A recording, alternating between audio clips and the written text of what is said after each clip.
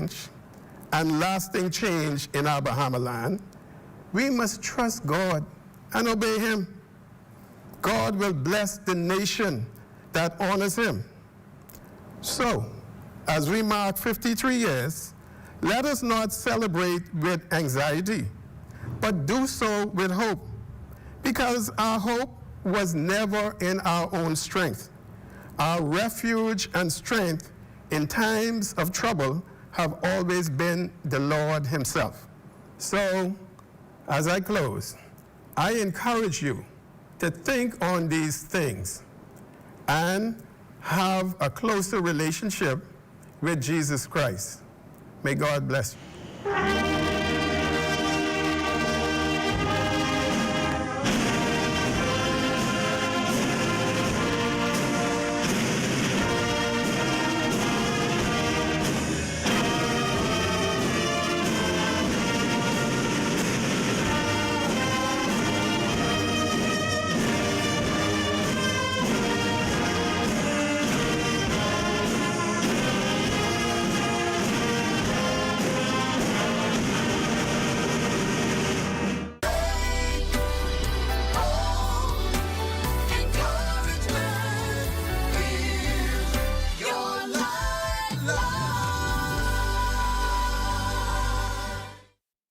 After 66 steps, I'm Matea Cunningham.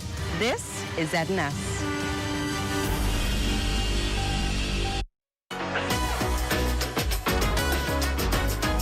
It's What's Trending with Jiminita Swain and the Bahama Beauty at the Broadcasting Corporation of the Bahamas from Studio A. It all starts right now.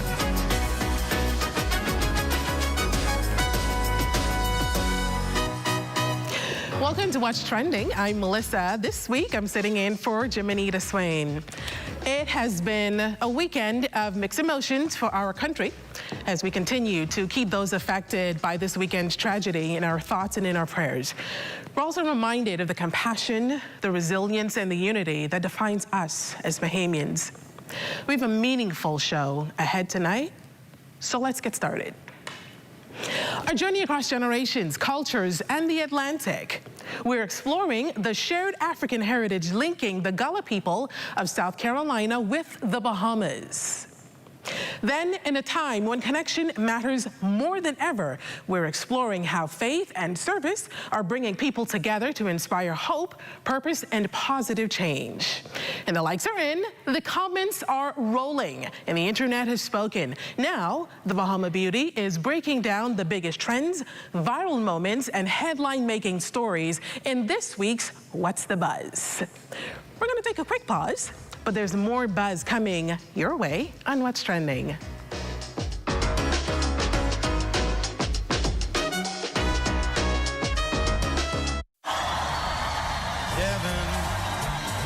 I'm in heaven, and my heart beats so that I can hardly speak.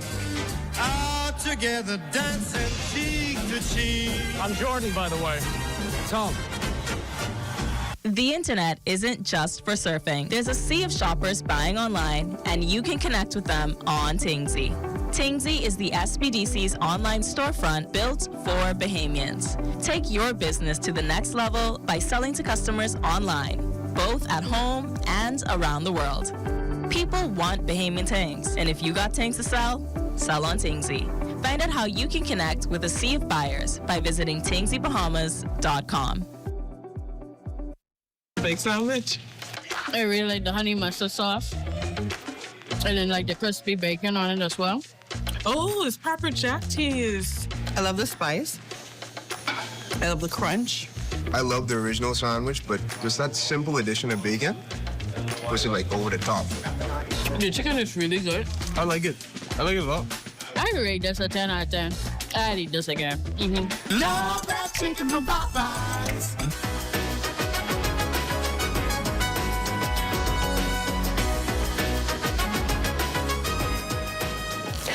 They say history connects us, but sometimes those connections are found in the most unexpected places. Today, we're exploring fascinating relationships between the Bahamas and the Gullah community of South Carolina. It's a story rooted in shared African heritage, in resilience and traditions that have endured across generations. Joining us is Andrea Cayetano Jefferson. She's a sixth-generation Gullah sweetgrass basket artist. Say that 6 times quickly. And she's from South Carolina. And she's visiting the Bahamas for her first-hand experience in culture, traditions, and people that may share deep historical connections with her own community. Also joining us is Grace Turner, and she is the Chief Archaeologist Researcher at Antiquities Monument and Museums Corporation, whose work helps uncover the archaeological and historical evidence that connects these stories across time. Welcome to both of you, and welcome you to What's Trending. How are you doing today? Well, how are you? Awesome. And Ms. Turner? Good to see you. Now, where we want to begin today, and Andrea Cayetano Jefferson, it's a long name. I want to know, and the Bahamas wants to know who you are. We've heard the name Gullah a number of times. We want to know what makes you Gullah, what is Gullah, and how does it identify who you are? Well, in the Gullah Geechee Nation, first of all, we like to say we are Gullah Geechee anointed people.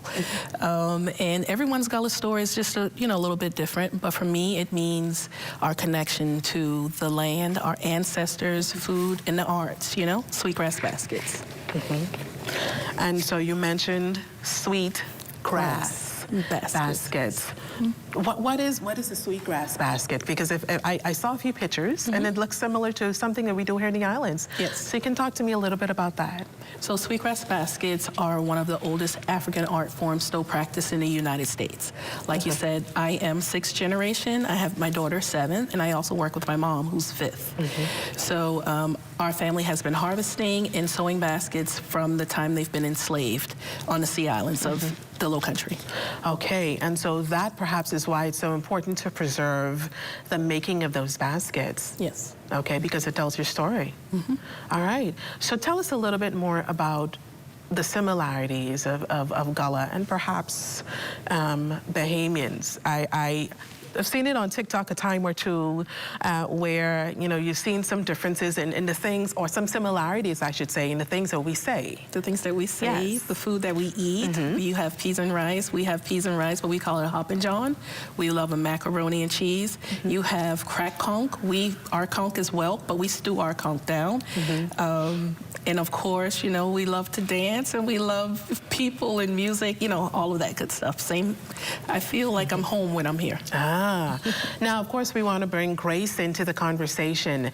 Now, same question, it's a similar question. Bahamians have heard of the Gullah Geechee tribe, but we're trying to find our connection. Talk about how Bahamians connect. Well, for the Gullah people and the Bahamas, it goes back pretty far. In the U.S., Gullah people, and they're in both Carolinas and Georgia, their accent isn't usually the same as most African Americans. They sound a lot more Caribbean than usual African Americans. And historically, that's because when the Carolinas and Georgia were first settled, most of those English settlers went to the U.S. from Barbados. So that's the first connection. Then fast forward another 100 years to the late 1700s, when loyalists were coming into the Bahamas after the American Revolutionary War. Many of those planters came from the Carolinas and Georgia and brought their enslaved people with them. So that is one major migration move that directly connects the Bahamas with the Gullah people of the Carolinas. And another movement would happen in the early 1800s after the Seminole Wars in Florida. A lot of the formerly enslaved people who had run away from plantations had escaped from plantations in the Carolinas and Georgia. They were among the group of people who established the settlement of Red Base in Andros. And so the Bahamas has several levels of connections with these Gullah people from Georgia and the Carolinas. Now, I want to get deeper into language and food and culture, and I'd like to hear from both of you. I want to talk more about it. I've been doing some digging on social media, and some of it is scary. The way it's so similar. So talk to me more about the language and the food. Okay, well, historically, you still see the connections, especially through the language and also through the food. As a child, I had a great aunt. She was an older woman that was 50, 60 years ago. She spoke like how Gullah people speak. Our Bahamian dialect is still dialect, but we have changed it over time. We no longer speak that way, but I can understand Gullah now because I was familiar with this older relative.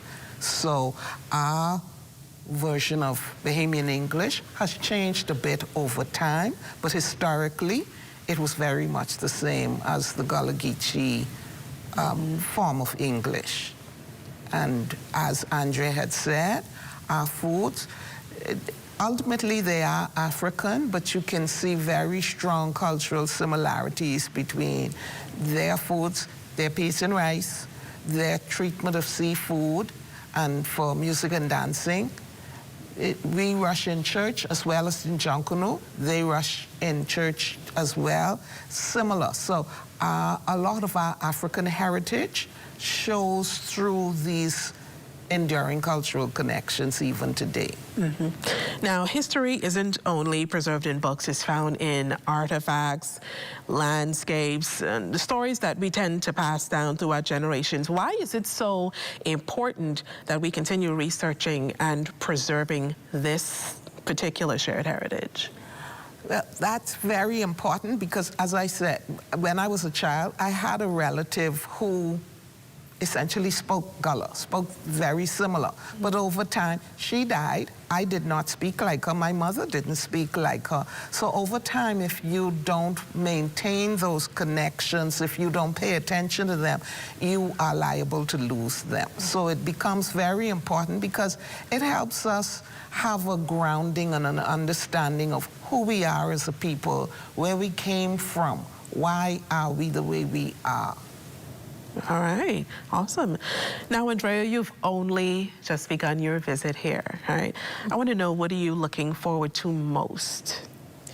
A few things. I am looking forward to doing my workshops. I'm here on a residency with SAI. We have 2 workshops this week, but what I'm most excited to do is learn to plait. Now, that's I would call that the business side. That's on the business side, right? The pleasure side, the leisure side, what are you looking to do? Oh, as soon as I have some mangoes someone just gave me, and I'm gonna go sit on the beach and eat my mangoes. Mangoes or mangola? Which one? Mangola. Mangola? Yeah. I think she told me they were furry teeth or something like that. No, that's a mango. You need some mangolas. It'll change your life, I promise you. Okay, well, yes, we'll right? stop and get some on the So make sure you stop and get some. Make sure you visit, and make sure they take you, listen, everywhere, okay? Just tell them I want to see the entire island. It's possible. Okay. Okay, make sure you do that. Now, Grace, as Andrea embarks upon this journey of discovery, what do you hope she and Bahamians watching today come to appreciate about this shared history that we have? What's the one thing you want them to appreciate?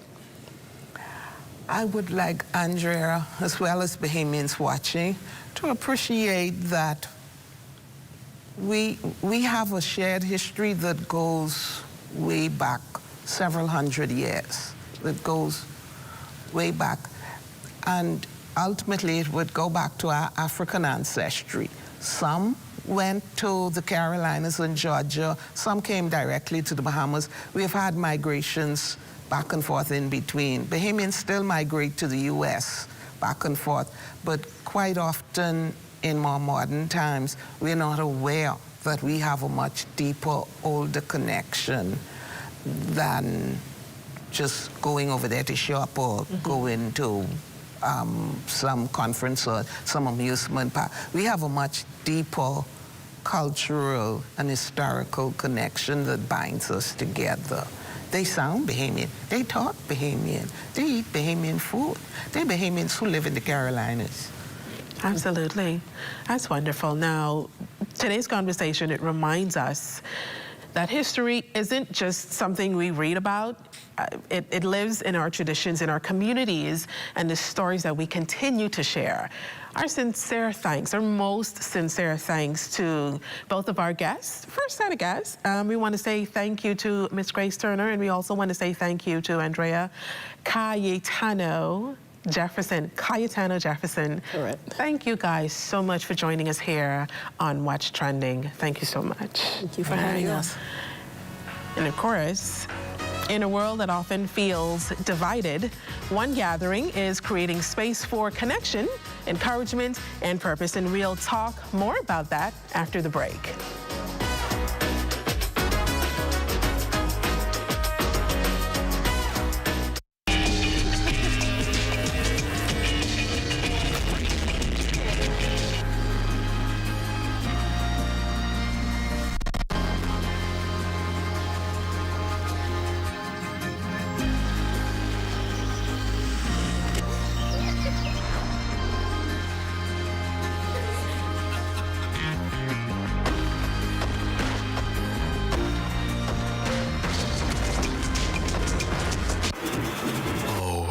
Isn't that nice? Wait, you missed it? Ah, you haven't been on the website. Here's how TDC can help you. Whether you're turning your home into a vacation rental, pitching a business idea, or growing what you've already started, the TDC is here to help. Visit tdcbahamas.com for every conversation, event, grant, and opportunity happening near you. Tourism is all of our business, and the TDC is here to support yours. When the craving hits, there's only one thing everybody agrees on. Hot, crispy, Wendy's chicken tenders. Made to satisfy every bite. Whether it's served as a slider or wrap, it's always perfectly seasoned, perfectly crunchy, and always cooked fresh. From lunch with friends to family moments worth sharing. For chicken tenders you're gonna know by name, gotta be Wendy's.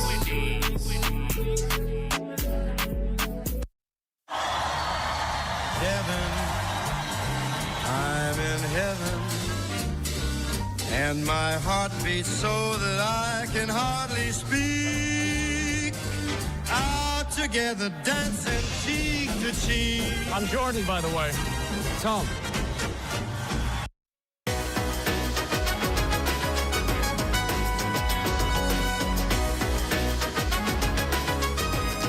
They say no one is meant to walk through life alone. Having a community that encourages, supports, and inspires us can make all the difference. Today, we're talking about a fellowship that's bringing people together through faith, purpose, and service. Joining us are Reverend Deborah Strawn, President of the Benevolent Intercessors and Retirees Department at New Covenant Baptist Church, Carolyn Barr, their Public Relations Officer, and Helen Thompson, Vice President. And they're here to share the vision behind this year's fellowship, what attendees can expect, and why gathering in faith continues to strengthen communities. Reverend Strawn, Carolyn and Helen, we want to welcome you ladies to What's Trending. Thank you. Thank you for having us. So gorgeous. Now, so we want to begin with Reverend Strawn. You've dedicated so much of your life to serving people through ministry and community leadership. Looking back, let's talk about what first inspired this passion that you have to serve. Well, actually what inspired it was coming up as a child. I came up around older persons. I never ran with the young crowd. And so coming up in church, I started off as an Anglican and then I went over to the Baptist. And my profession was really in transportation. So when I retired from that, I said, Lord, I need something to do. I can't just be home. So after my retirement from the bus, I drove a bus for many years. I decided that I would go and volunteer my time at the church. So I started off just volunteering here, there, everywhere. And then I was invited to a prayer group that we used to have some 20-something years ago. I was invited to that group, and they met in the day and they met evenings. So I used to go in the evening because I worked in the day. So after going out in the evenings, I began to see what it was to minister to people, to really cause people to feel a part of, and to see that even the elderly needs to hear about Jesus Christ. Okay. Now this fellowship that you ladies are a part of, it's built around faith and fellowship and purpose. Those are some powerful words, you know, but they mean different things to different people. What do they mean to you? To me, the faith is just your trust, your hope, and your belief in God. And you have to have that strong faith in order to do God's work. Absolutely. Now, Miss Carolyn, looking lovely today. Miss Carolyn, what I want to know is from a public relations perspective, what makes this year's fellowship so unique, so important that people must absolutely attend? What is it? Tell me. Well, first and foremost, I'm going to tell you about the prayer breakfast that we have planned, okay? That is scheduled for the 25th of this month. We're inviting everybody to come and attend, those who are able to. It is important that our group caters predominantly to the elderly. Yes. It is very important that the elderly in our community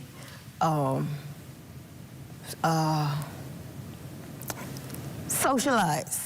Socialization is important amongst the elderly, because without that, they kind of wither away. All right. So we want to socialize the elderly amongst our community, but we don't only do it for those in our church setting. We do it for in our group, our fellowship. There are persons who come from various other denominations, and we serve them as well. As my role as the public relations person is to liaison with other organizations, persons who belong to other organizations. If they invite us out, I have to, well, when I say I have to, we work together as a unit. I have a phenomenal president, and we work together as a unit. So she would say, well, Sister Bar, you run with this. And I make the connections, make sure the persons who invite us come to us. When they come, they are fed whatever they come to us for. They kind of get it. And I also, well, we do a number of things. And one on... do a lot of outreach. We do a lot of outreach and ministry as well. Absolutely, thank you.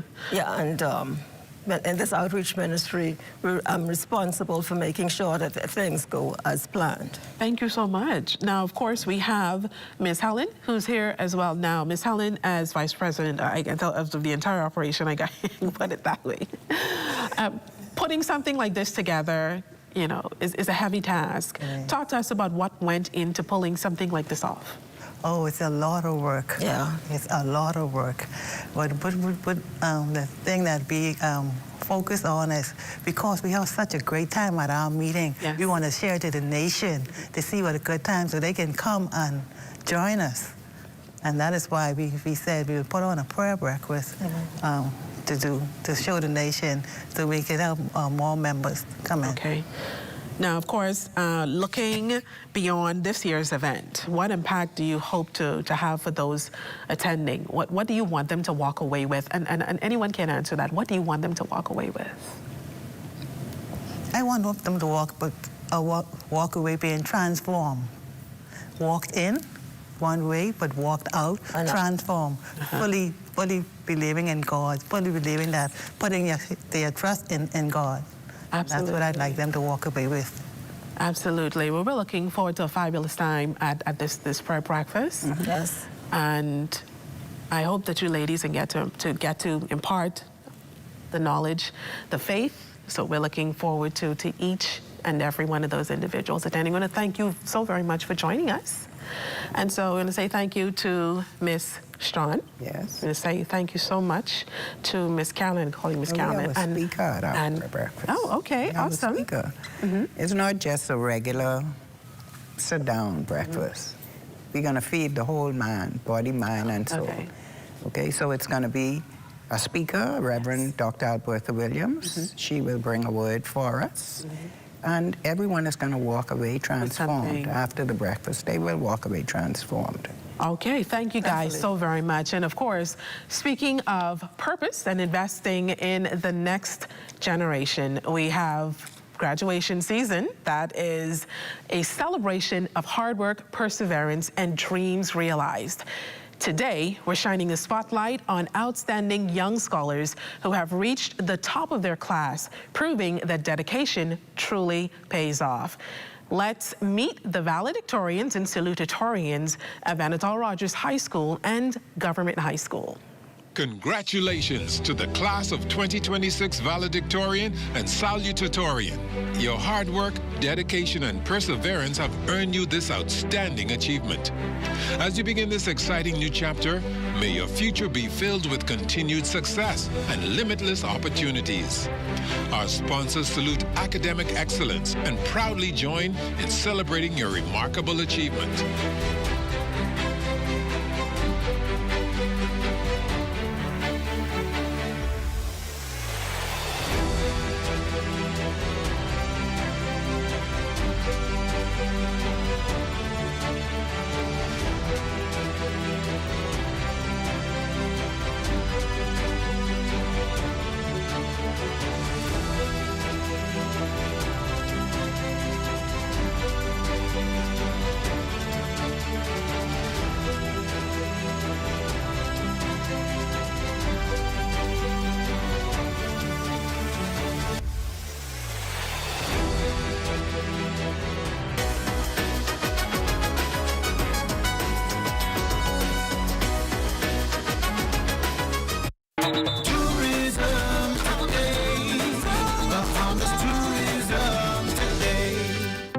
Minister of Tourism, the Honorable Martin, along with Director General Latia Duncombe and Parliamentary Secretary, the Honorable Randy Roll, addressed the importance of the Ministry of Tourism's summer internship program to the future of Bahamian tourism. Bahamas is already a very distinct destination or nation in terms of tourism, but it's very important that we ensure we are on the cutting edge. This group, this cohort of young people will be exposed, they will get the exposure.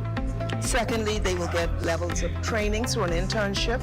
And thirdly, we hope that out of it, there will be some incentivization to join the profession, the industry, in whatever aspect they deem fit. So this is really softening the ground for young people, allowing them to get an insight into the industry. So our interns will have numerous opportunities, getting exposed to every single thing that we do. Behind the scenes, what does a festival look like? From inception to execution. How do we factor in when we look at accounting for the different activities that we have in the ministry? Getting access to our vertical markets, our market advertising, our county units, my area, from a Director General perspective, a leadership perspective. So we are going to expose them to every single component of the ministry, a bird's eye view. It's key to spark their interest so that they see and understand what we do and why they are so important to the future of the industry. Well, it is super important to invest in the young people, the future of the country, and tourism is our business, and tourism is the future of our economy. There will be a lot of opportunities. As a matter of fact, I mentioned how I started off here as a summer intern with the Ministry of Tourism, and today I'm Parliamentary Secretary, and so the future is bright. The sky is the limit. Visit Tourism Today or Bahamas.com. I'm Michael Miller, and this is Tourism Today. Every child makes mistakes, but how we respond matters. In today's teaching diary, Melinda Whitney shares how discipline can build character while strengthening the parent-child bond.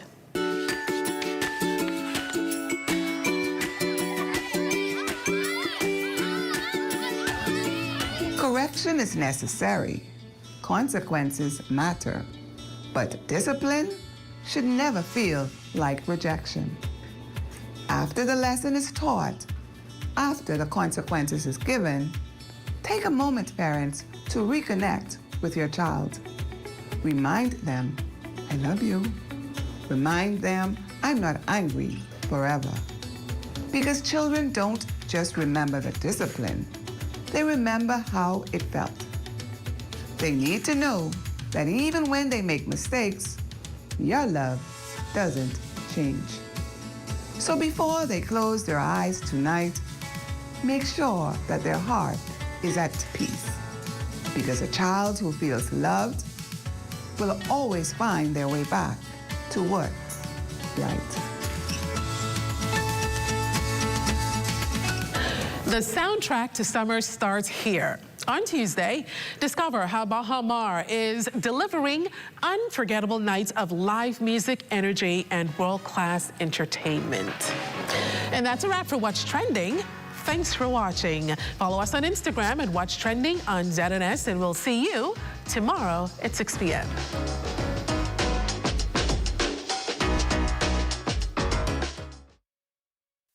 At the House of Assembly, I'm Makush Lapinder. This is ZNS.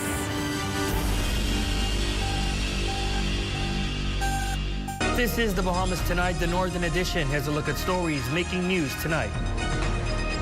Flamingo Air's suspension raising questions about travel to and from the Northern Bahamas. Also, 2 men appearing before the courts in connection with the shooting death of a 49-year-old male on Grand Bahama. And a local educator is charged with indecent exposure involving minors.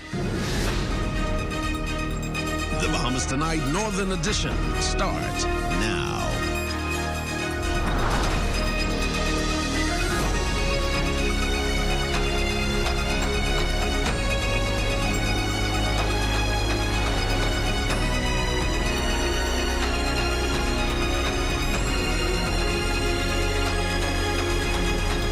Good evening and welcome to the Bahamas Tonight, the Northern Edition. I'm Ramiko Knowles. Thanks for joining us. Topping news tonight, questions surrounding aviation safety and the transportation in the country continues to raise concerns following the deadly Flamingo airplane crash on Independence Day. While investigators work to determine the cause of the crash, the concern now shifts to the impact of the airline's grounding on the Northern Islands. Sherelle Dames has more in tonight's top story.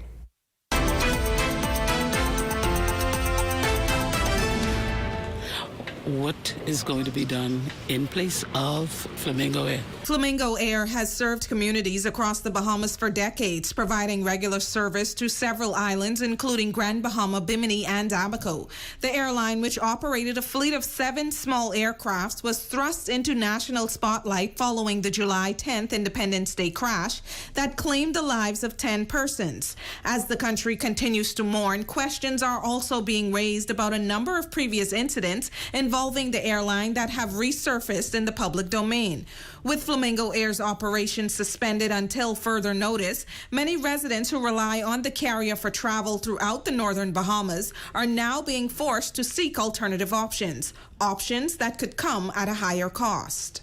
Supposed to catch the flight today, but for convenience, the flight was canceled, so I had to make a way to come on to see if I could catch the boat. Meanwhile, Member of Parliament for Bimini and the Berry Islands, Randy Roll, says he is well aware of the concerns. With Flamingo Air's flights remaining grounded, Roll says he is actively working to identify alternative transportation options to help ensure residents can continue to travel between the islands. A few of them are going through Nassau, and then others are taking a charter. I think there's 1 or 2 charter persons who fly from out of Freeport into Bimini. However, you know, that's a little bit more expensive. I would have reached out to Western Air, I think Rexy Roll, as well as Rex, in reference to finding some solution. They told me to give them about 48 to 72 hours, and so we stand by waiting for some update.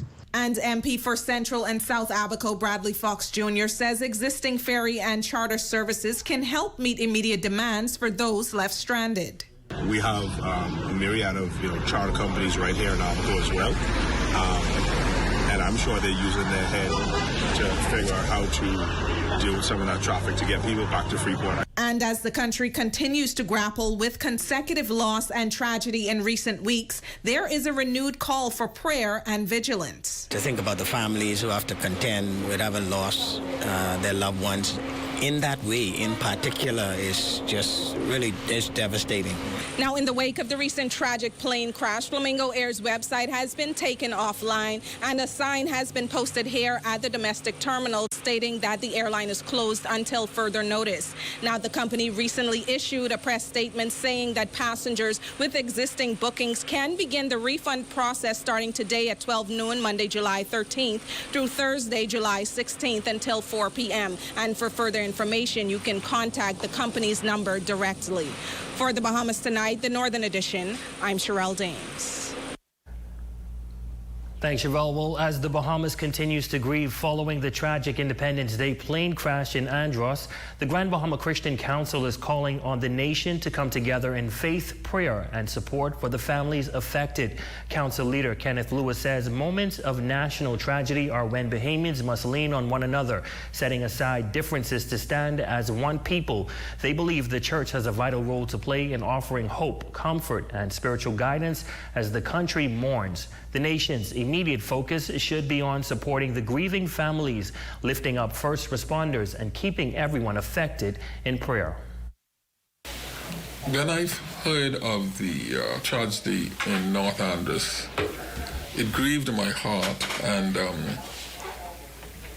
in my opinion, it cast a pall over the independence celebration to know that 10 of our people were flying to Andros to engage in celebration of independence, and all 10 of them lost their lives. We want the families to know that they are in our thoughts and in our prayers. Well, whenever there are needs, the needs should be met, and needs should be met immediately or as soon as possible. And so our response is to do what we can as quickly as we can and as best as we can.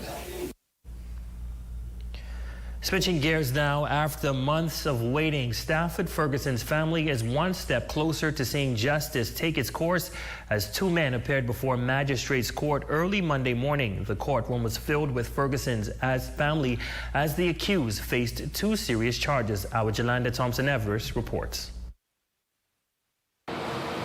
Inside the courtroom at the Obadiah Wilcombe complex, another chapter unfolded in the murder case of Stafford Ferguson. 49-year-old Lochnabar Woodside was arraigned on a charge of murder, while 38-year-old William Lightfoot was arraigned on a charge of conspiracy to commit murder. Ferguson's family members filled the courtroom as the proceedings unfolded. The courtroom was silent as the two accused men stood handcuffed in the prisoner's dock, separated by no more than a foot or two. Lightfoot, dressed in a black shirt and black pants, stood quietly alongside Woodside, who wore a green top and dark jeans, as Magistrate Simone Brown began outlining the charges that could ultimately send both men before the Supreme Court. Lightfoot was represented by attorney Shianda Cooper Roll, while Woodside appeared without legal representation. Addressing Lightfoot, Magistrate Brown said he is charged with conspiring with others to cause the death of Stafford Ferguson. As the matter is proceeding by way of a voluntary bill of indictment, he was not required to enter a plea. The case was adjourned to September 28th, when the voluntary bill of indictment is expected to be addressed. Bail was denied. Brown then turned to Woodside and informed him that he is charged with intentionally and unlawfully causing the death of Stafford Ferguson on Friday, June 5, 2026, in Hunters, Grand Bahama by means of unlawful harm. She explained that Woodside's case will also proceed to the Supreme Court by way of a voluntary bill of indictment. As a result, he was not required to enter a plea of guilty or not guilty at this stage. The matter was adjourned to September 28 to facilitate the filing of the voluntary bill of indictment, which will transfer both cases from the Magistrate's Court to the Supreme Court. Bail was also denied. Magistrate Brown advised Woodside that any application for bail must be made before the Supreme Court. Among Among those seated in the courtroom was Ferguson's brother, Cambrell Ferguson, who quietly observed the proceedings from the gallery. Following the hearing, he said that while the family continues to grieve the loss of their loved one, they are encouraged by the efforts of the Royal Bahamas Police Force, whom he credited for remaining committed to the investigation until those believed to be responsible were brought before the court. He said the family is hopeful that the judicial process will now run its course as they continue seeking justice for Stafford Ferguson. But they remain in shock that one of the men charged is a family friend. I'm very thankful the police force was on it from day one. They stayed by it. They didn't allow the case to go cold. So I want to take the time to thank them, the officers.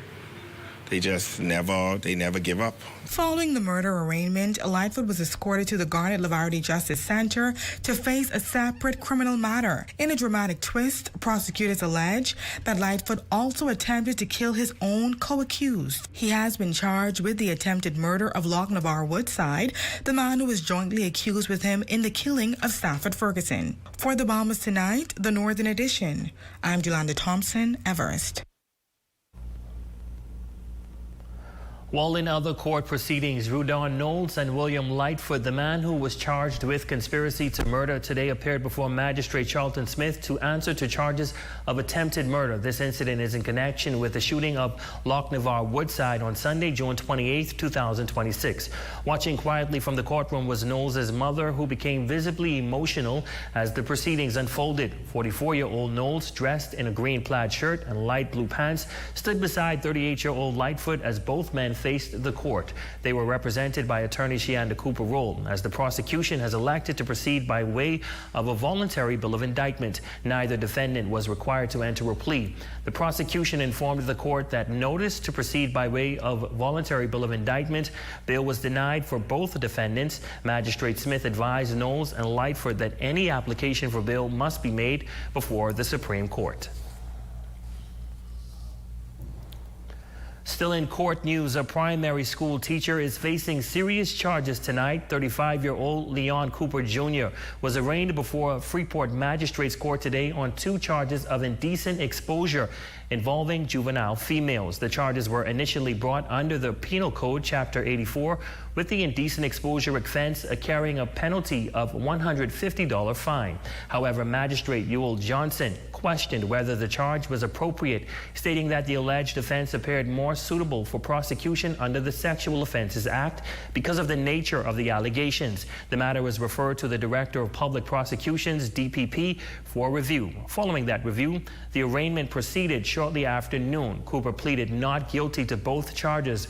During the bail hearing, the prosecution presented evidence in an effort to oppose bail. Despite those submissions, the court granted Cooper bail in the sum of $1,000. The matter was adjourned to November 9th for further proceedings. The court also noted that Section 490.12 of the Penal Code, Chapter 84, which addresses grossly indecent acts, is an outdated provision for cases of this nature and should be updated to reflect offenses prosecuted under more modern sexual offense legislation. Well, while not commenting specifically on the indecent exposure to female minors, educator charged before the court today for indecent exposure involving 2 juveniles, Deputy Prime Minister and Minister of Education, the Honorable I. Chester Cooper, spoke broadly about matters of this nature. He outlined the government's general approach to handling situations of alleged inappropriate behavior. We have a zero tolerance as it relates to indecent exposure or these types of infractions as it relates to our students. We have established policies on the issue. Our ultimate priority is the health and safety of our children, and there will be no compromises as far as this is concerned. Let me just say that every individual case must be heard. That process runs its course, but whilst it is under investigation or whilst it is a court matter, the teacher remains out of the classroom until they are fully cleared. And still to come. The Royal Bahamas Police Force launching its cadet program. Stay tuned. That story, sports, and more when the Bahamas Tonight, the Northern Edition, returns.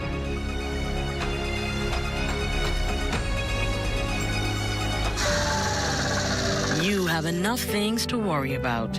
Living in a world that can seem opposite of the things you are trying to accomplish. I can need a little help with this. We're here to let you know that you don't have to go at it alone. Choose peace of mind. Choose comfort. Choose CB. Commonwealth Bank, leader in personal banking services. Come on down and see what Dolly Madison has in store for you. Renovate and rejuvenate at Dolly Madison. Fresh oil, fresh fire. Join the School of Prophetic Ministry Hawksville for 2 Holy Ghost-filled nights of crusade, July 13 and 14, 2026 at 7:30 nightly. Guest speaker will be Bishop Steve Daniels of Shallow Missionary Baptist Church, Minnesota. Fresh oil, fresh fire crusade, July 13th and 14th at the School of Prophetic Ministry. See you there. Save More Drugs. We got you. From cosmetics to prosthetics, what you need for your family, the brands you're looking for, the quality you expect, the prices you need and deserve. Feel the love. Save more at Save More Drugs. Protect your business today with Build to Bounce Back, a one-day resilient workshop on Wednesday, July 22nd from 9 a.m. to 4 p.m. at the Pelican Bay Hotel. Register today at events.gbpa.com. Limited seating available. Cabinets play a major role in both the function and appearance of your home. To keep them looking their best, wipe spills as soon as they happen and clean surfaces regularly using a soft cloth and mild soap. Avoid hanging excessive weight on cabinet doors and periodically check hinges and hardware to make sure everything stays secure. With proper care, quality cabinetry can continue looking beautiful and performing well for many years to come. Quality products deserve quality care. Cornet, Bahamas. Have the following supplies on hand at the start of the hurricane season. A minimum 3-day supply of water, which provides 1 gallon of water per person per day. Minimum 3-day supply of non-perishable food items. Flashlights and extra batteries. A battery-powered radio to receive broadcasts that will keep you informed of the storm. A first aid kit. A 7-day supply of any prescribed medication. Don't be caught off guard this hurricane season. Be prepared. Your number one team in the North. Only the sun covers the Bahamas better. Welcome back. The Royal Bahamas Police Force is reviving an initiative aimed at inspiring the next generation of law enforcement officers. This upcoming school semester, the Police Cadet program will officially relaunch, giving students an opportunity to explore a career in policing while developing leadership and discipline. Jolanda Thompson-Everest reports. After more than a decade, the Royal Bahamas Police Force is relaunching its Police Cadet program. First launched in Grand Bahama in 2011, the initiative is designed to identify and prepare motivated young people for careers in policing.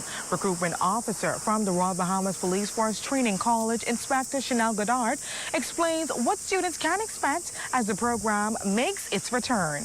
The cadet program is an excellent program, and we encourage all young persons who are willing to serve within their community. This is one way that you can do so. The police inspector says the police department relaunched the initiative because of its important role in developing the next generation of officers. She adds that the program also provides free tutoring and BJC and BGCSE classes to help students strengthen their academic performance, whether they choose to pursue a career with the Royal Bahamas Police Force or pursue studies at the University of the Bahamas in hopes of eventually becoming an officer. If you have 3, if you have 4, whatever you have, just come and see us and we'll see how best we can work with you. You must be physically and mentally fit, and you must be of good character. To be eligible for the program, applicants must be Bahamian citizens entering grades 10 or 11, have a minimum GPA of 2.5, and earn at least 5 BJC passes, including mathematics and English. The program also enforces discipline, as well as it promotes social development and also community engagement. Inspector Gayshel Russell, attached to the Criminal Records Office, says her experience as a cadet helped shape her future. As a troubled teen, I joined the Cadet Corps. No, it's not a boot camp, but it did change me. Surprisingly, I fell in love with the discipline and everything that the program basically had to offer. It was an amazing experience for me. The program is set to begin in September 2026, and applications are now open for interested students. For the Bahamas Tonight, the Northern Edition, I'm Jolanda Thompson, Everest. It's now time for your Health is Wealth Monday Tip.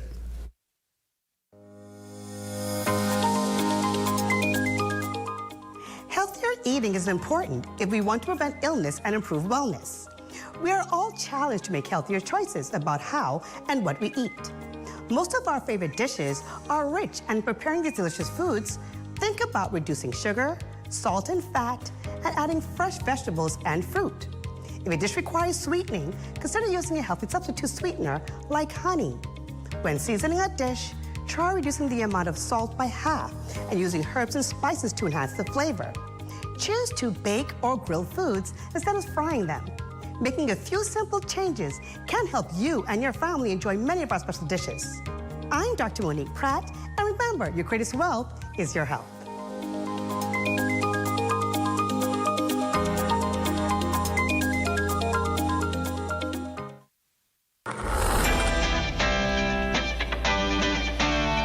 Joe Cola, you are our Facebook friend of the night. Thank you so much for your support, and I hope that you are doing great. It's been a while since I've seen you. And that does it for this portion of the news. Be sure to stay tuned. Shane Stubbs has your check on sports when we come back. Journey to a serene oasis. Relax. Rejuvenate.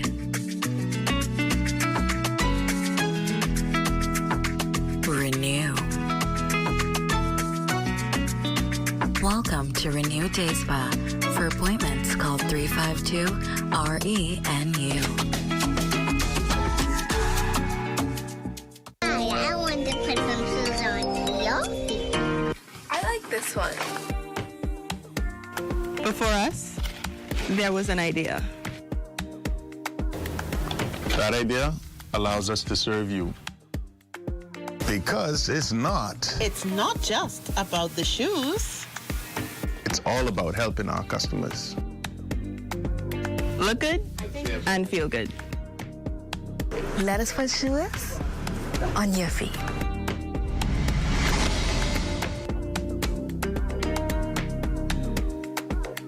See news in the making? Call us at 352-9713 or 359-5167.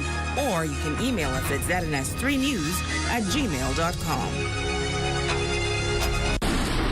Hey, what are you doing? I'm self-insuring my investments, starting with this tarp. We all remember the blue tarps after the storm.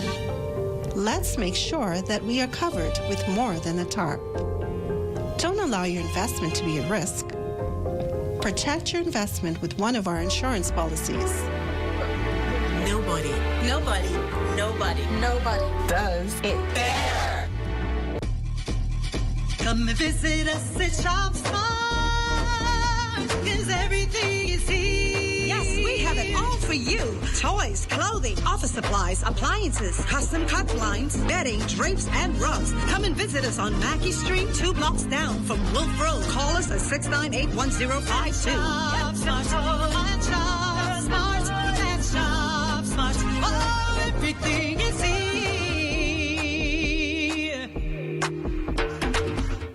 At Save More Drugs, we got you. We got what you want. We got what you need.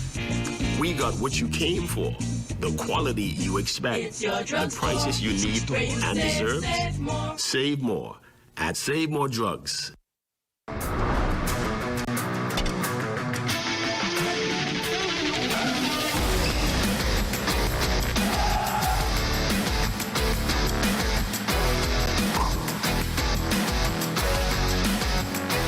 Welcome to the LNS Total Sports gave everyone. I'm Shane Stubbs. Bahamian pride was on full display over the Independence holiday weekend as Team Bahamas proudly represented the nation at the NACAC Under-18 and Under-23 championships, bringing home an impressive haul of 9 gold, 9 silver, and 2 bronze medals.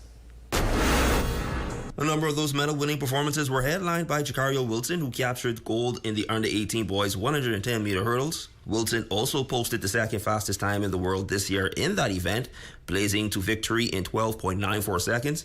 Jose Johnson also sprinted to gold in the Under-18 girls' 100 meters, holding off Jamaica's Malia Duncan to win in 11.42 seconds. What else can you say about Egan Neely? He was dominant in the Under-18 boys' 200 meters, taking the title in 20.84 seconds. Over in the relays, the Under-18 mixed 4x100 meter team of Aiden Musgrove, Jose Johnson, Roman Roll, and Teray Forbes raced to gold in 43 seconds. Johnson wasn't finished there, though, teaming up with Kiara Thomas, Rihanna Sanders, and Teray Forbes once again, as the quartet claimed another gold medal in the Under-18 girls' 4x100 meters, clocking 45.39 seconds. Now, the Under-23 mixed 4x100 meter team of Shatalia Dorset, Zion Campbell, Esthea Maycock, and Somali Farrington earned silver in 42.71 seconds. The Under-23 men's 4x400 meter team of Zion Shepherd, Giovanni Bridgewater, Sinico Elette, and Andrew Stiles also reached the podium, rallying for silver in 3 minutes and 5.16 seconds. And on the field, Antoine Smith soared to gold in the Under-23 men's triple jump with a winning leap of 16.06 meters. And Janico Gibson added a silver medal in the Under-18 boys triple jump. And it was a tough loss for the Bahamas women's national basketball team at the Central Basket American qualifiers in Nicaragua. Team Bahamas led the Dominican Republic 47-39 at halftime, but couldn't hold on, ultimately falling 72-69. Deshaun Higgs led the way with 27 points, 7 rebounds, and 4 assists, while Valerie Nesbitt added 21 points, 9 rebounds, and 5 assists in the loss.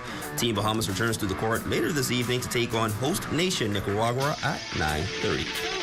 And that's my time, everyone, but your local forecast is next. I'm Shane Stubbs. Like Albert Einstein once said, strive not to be a success, but to be of value. Tonight's weather forecast is brought to you by Royal Star Assurance. 'Cause it's so beautiful.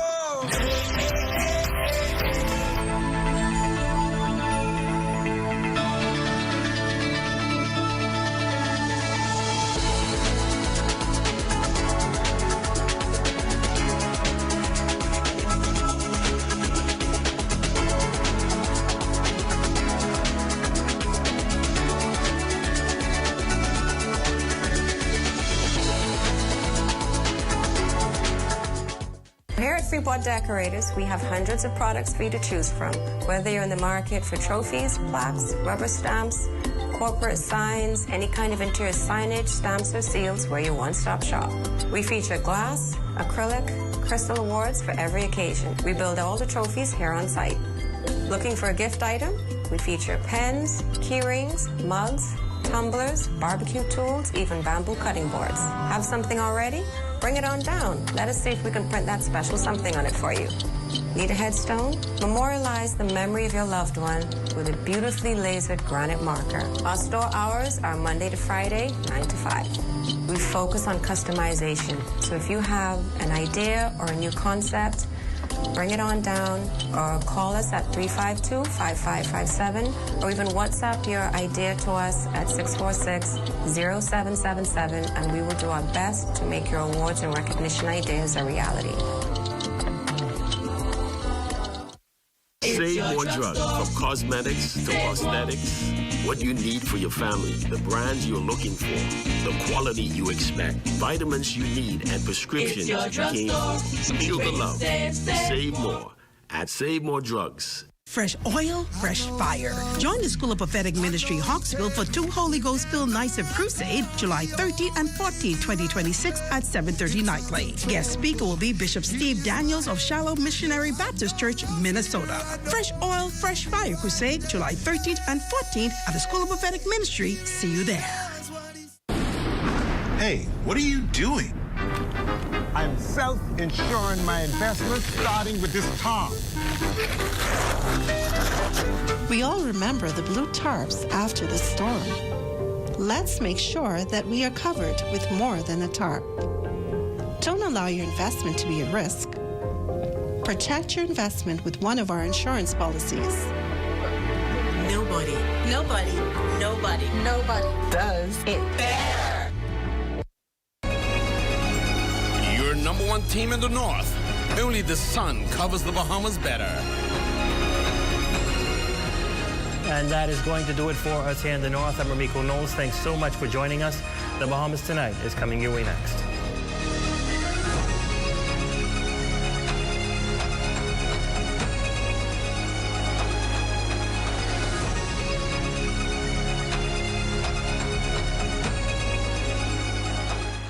On the streets, Basketball Classic 2026 is here. Don't miss our family night. Sunday, July 19th from 4 p.m. Featuring our championship game. Pastors versus politicians. Plus the Joey Slam Down contest. And the Mr. Ship It 3-point shootout. Bring the family. Lots of prizes like big screen TV, round trip tickets, weekend stays, and more. Sunday, July 19th at the Secandal I-6 Gymnasium.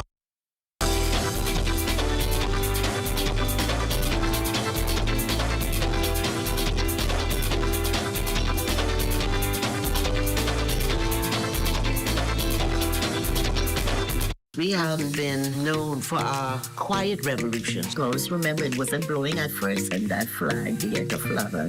I think Bahamians are entitled. They are entitled to riches that this land produces. I have seen social services evolve where we started from and where we are today. We have truly come a long way. That's taking social services to the people. Monday at 9 p.m. on ZNS Television.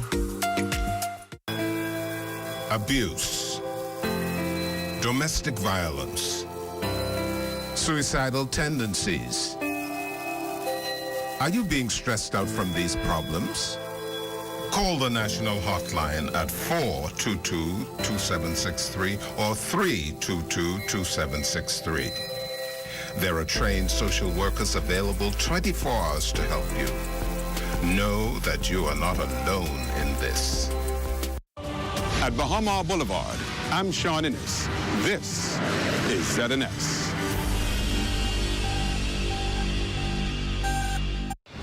Coming up in the Bahamas tonight, navigating immense loss. Psychologists to offer androgens counseling as they struggle to cope with Friday's mass tragedy. Plus, broken for an LNG terminal here in New Providence as the government pushes ahead with efforts to modernize the power system. And unrest brews amid the government's decision to recruit 300 Ghanaian teachers. The Bahamas tonight. The National Report starts now.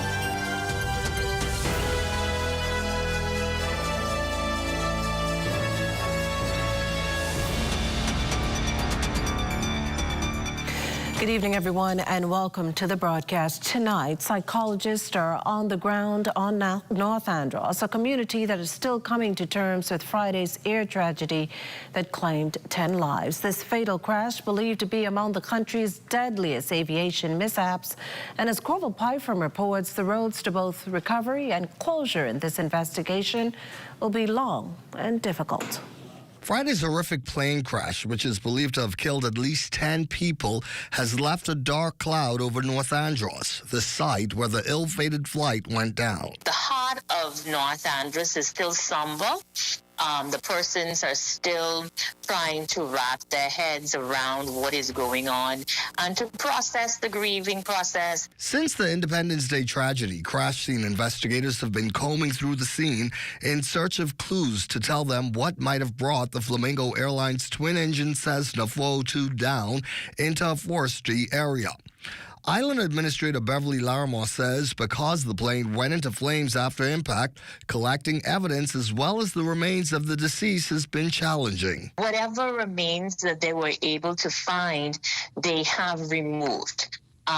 We know that there was a intense fire, and so you have where I don't want to be too graphic because you have family members who will probably listen to this, but you have, from a fire, you're going to have remains and not always intact. And so the police have to go through those ashes to ensure that they remove all of the remains to process the investigation further. Larimore says the pain the community is feeling is compounded by the lack of information as to who exactly may have been aboard the aircraft. And since Friday, very little information has been made available. We're still waiting on the official reports as to who was on that flight because we have not gotten the official names. What we're going on by now is that persons who were intended to come and we cannot get in contact with them. We're going on that basis as to who may have been on the flight. But we still have not gotten a confirmation to say exactly because we could not identify the bodies. We are still on that term. A part of the healing process, she says, will include counseling, and she says she's already been contacted by several psychologists offering assistance to those who may be struggling. For the Bahamas Tonight, I'm Corval Pyfrom. Well, as the Bahamas continues to mourn the 10 lives lost in Friday's deadly plane crash, the heartache is being felt across every corner of the country. That grief no more profound than within the Bahamian music community. Our West Alex Forbes takes it from here. The silence left by this tragedy is deafening. For many in the Bahamian music community, Friday's devastating news was more than a headline. It was a phone call, a message, a moment that changed everything. Many are still struggling to accept that the faces they shared stage and rehearsals with are gone. I only know this unbelievable. Lost for words on this one. Like it don't feel real. Because it ain't just one, it's 5 of them. Brilliant, vibrant young men who had dreams, who had visions, who had plans, bro. I'm feeling very hurt. Like I'm lost for words. I feel like I'm in a dream. Like I'm waiting for someone to wake me up and tell me that this actually didn't happen. They're very, very good friends, like brothers to me.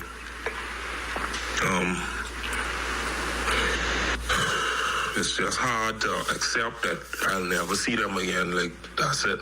The pain runs far deeper than the music. Those who knew them best are holding tight to the memories they shared together while grappling with the loss that words can hardly describe. Mateo was somebody that I can honestly say is a mentor, is somebody that always had a hand to help, always wanted to be able to pour into the other individual. Rashad, layback, cool dude. Ain't had much to say, but when he talking. And that was always something that I admired. And those two were like a duo. Like, anytime Tony stepped in the room, like, man, hey, she would bring the energy, man, you know. And I remember moments practicing in the band with her when I played with Ira Store. Man, we had such a fun time. Man, like we would always, like, you know, crack jokes, get along real well. As tributes continue to pour in for the deceased, Bahaman has also joined the growing chorus of condolences, sharing, "It truly was an honor and a great pleasure having you share your gifts with us." The Bahamas Musicians and Entertainers Union is also mourning the tragic loss, saying it extends its deepest condolences to the families, friends, and loved ones of those victims who perished in the crash.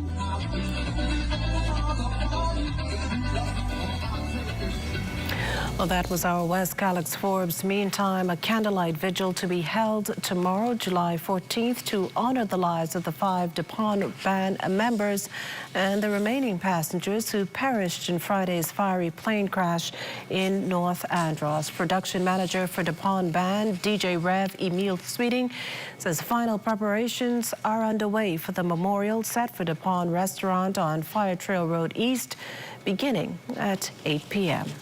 And we ask you to bring your candles, come and celebrate the life and the legacy of these great people that died in this plane crash. And we know that there are some folks in the hundreds that are going to be able to come. But if there's a representative in Nassau from any one of those folks who crashed in the plane, please feel free to come by the pond. Come by the pond on Tuesday and represent. Everybody will be remembered. Every life from from the pilot, go straight down to the little boy. Everybody's going to be remembered. We can also tell you that passengers impacted by the suspension of Flamingo Air's operations were able to start applying for those refunds as of today. The airline says customer service representatives will be available through Thursday to assist travelers with canceled bookings. Flamingo Air suspended all flight operations on July 10th as authorities continue their response to Friday's mass tragedy. Meantime, passengers with existing reservations are being urged to contact the airline's customer service team to begin the refund process. In other news, back here in the capital, gun violence snuffs the life of a 36-year-old, the victim of a drive-by shooting. Police tell us ShotSpotter technology detected gunfire Fox Hill after 7 Sunday evening. Investigating officers soon found out that the victim was in a yard with others when a silver Nissan Cube traveling south along on Bristol Street stopped nearby. 2 men reportedly exited the vehicle, walked toward the victim and opened fire in his direction. The victim, we understand, tried to escape, but the suspects followed firing. The wounded man ultimately collapsed while the suspects drove off. Officers found the victim right there on the scene. He was rushed to hospital, however, died a short time later. The matter is under active investigations. This Independence Weekend, a difficult one for many following a series of tragedies. Among the mourners, 2 families whose loved ones were tragically killed.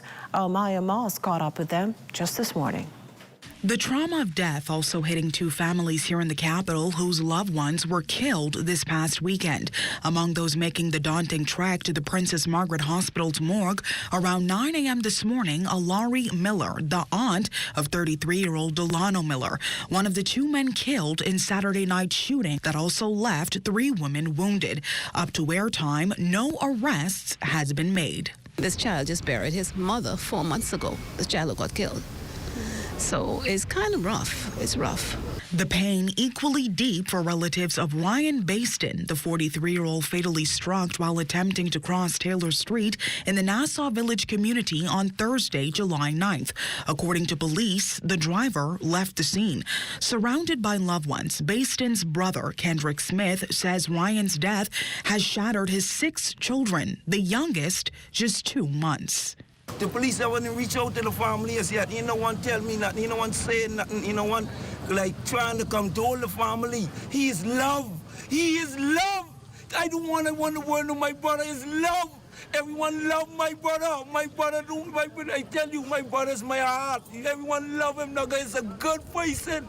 Anyone can tell you that. When asked what message, if any, he has for the driver. Please turn yourself in, sir.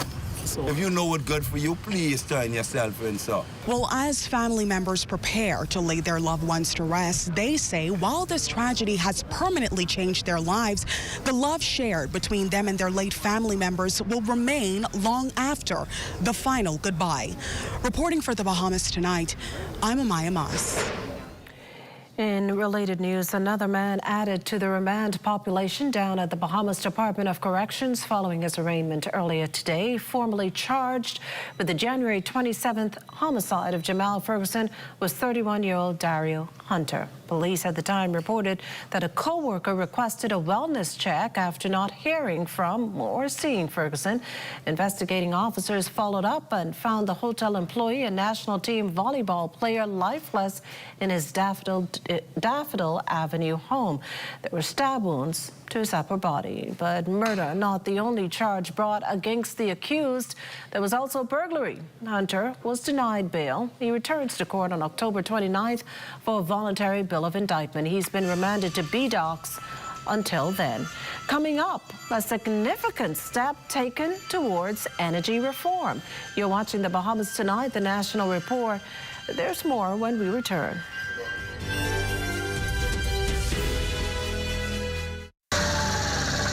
You have enough things to worry about. Living in a world that can seem opposite of the things you are trying to accomplish. I can need a little help with this. We're here to let you know that you don't have to go at it alone. Choose peace of mind. Choose comfort. Choose CB. Commonwealth Bank, leader in personal banking services.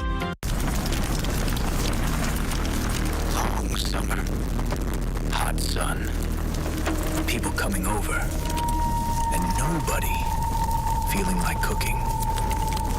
This summer, wait for the sign. Presenting KFC Summer Bucket, the official meal of the summer.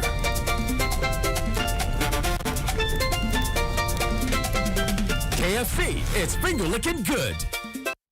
50 years of nation building, see the legacy we trust. Oh, the water is our lifeline, and the future flows through us. From the pine barrens to the ocean, in the sun and in the dust, we are building for tomorrow, and the future flows through us. Yeah, yeah.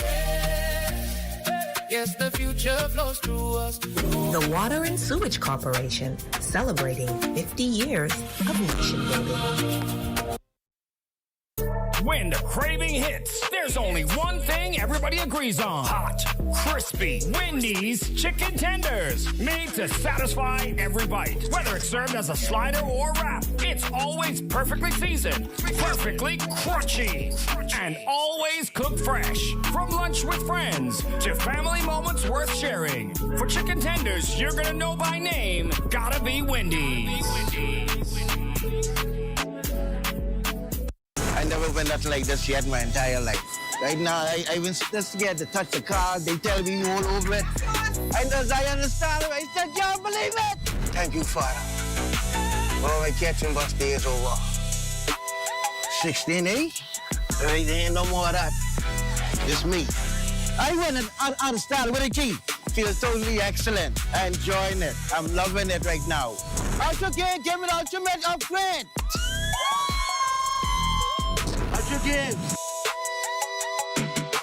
Must be 18 or older. Ultra Games reminds you that it's only a game, so please game responsibly. The news is brought to you by RBC Royal Bank. RBC has just the right loan you need with affordable financing. And you're looking at a shot there of the historic Bethel Baptist Church on Meeting Street, founded by freed slaves more than 200 years ago. That shot courtesy of our good friend, Kyson Miller. Thanks, Kyson. Welcome back. Ground broken today on a new liquefied natural gas terminal, a project designed to help modernize the country's electricity system, improve reliability, and lower energy cost for consumers. Desmond Saunders joins us live with all the details. Desmond? Well, I'm back from that groundbreaking ceremony. Because like I can tell you for years, Bahamians have endured rolling blackouts, rising electricity costs, and an aging power system struggling to keep pace. But the groundbreaking ceremony for the construction of the country's first liquefied natural gas terminal on Clifton Pier today spells relief and provides relief for thousands of Bahamians and residents. Energy Minister, the Honorable Jobeth Colby Davis, says the project represents a turning point for the country's energy future. We stand here on the threshold of a new chapter in our national history. This groundbreaking ceremony for our new LNG terminal is more than just a construction project. It is the physical manifestation of a vision to modernize our nation, to protect our environment, and most importantly, to bring relief to every household, every small business, and every citizen of this country. Well, the Prime Minister, the Honorable Philip Davis, says the project marks the beginning of a new chapter in how the Bahamas is powered, with LNG expected to reduce emissions, lower fuel costs, and strengthen the country's energy future. This step toward LNG is so important.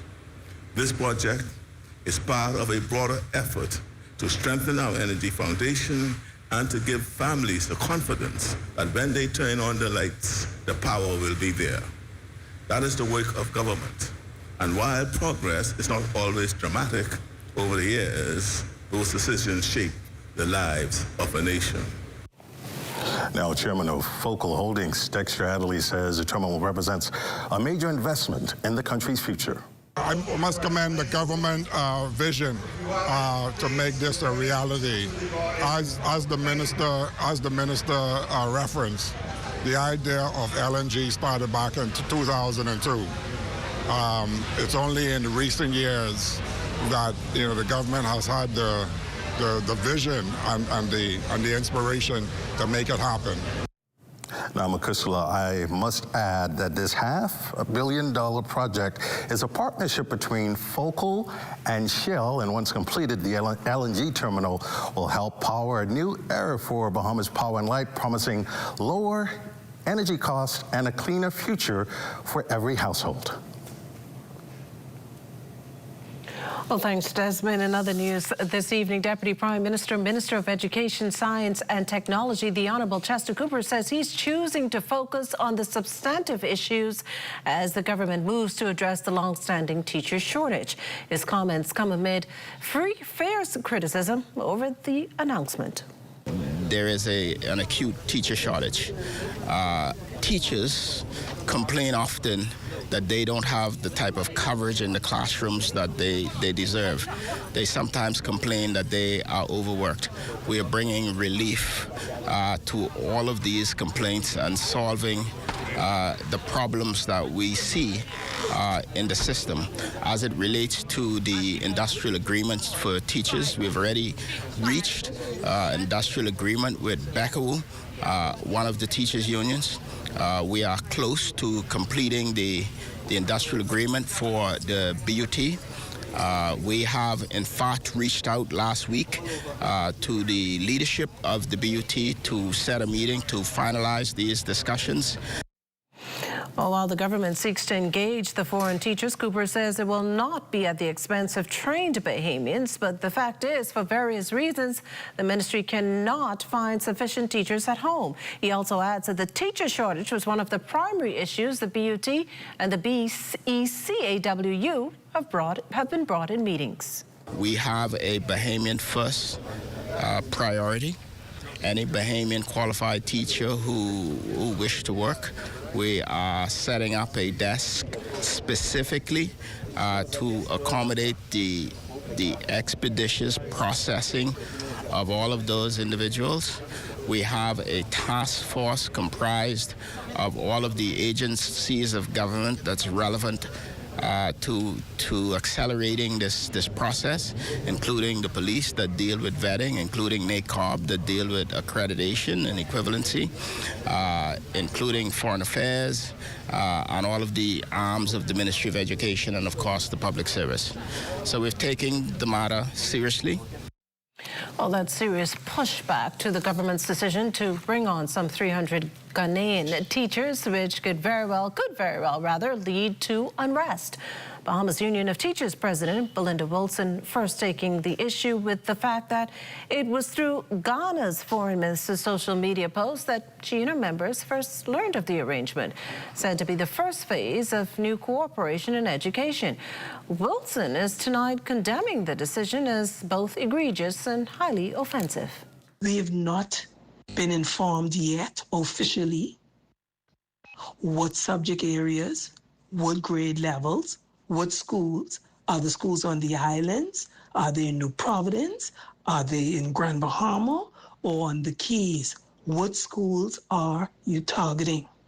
But a foreign affairs minister from Ghana, some 5,200 plus miles away from the Bahamas, is informing the Bahamas about teachers coming to the Bahamas from Ghana. This is an affront to all of us because the government will have to provide round-trip tickets for the teachers and their families, housing and rental allowances, a 10% gratuity at the end of each contract, and more benefits. This portion of the news is brought to you by Focal Smart Pass, the smart way to pay at the pump.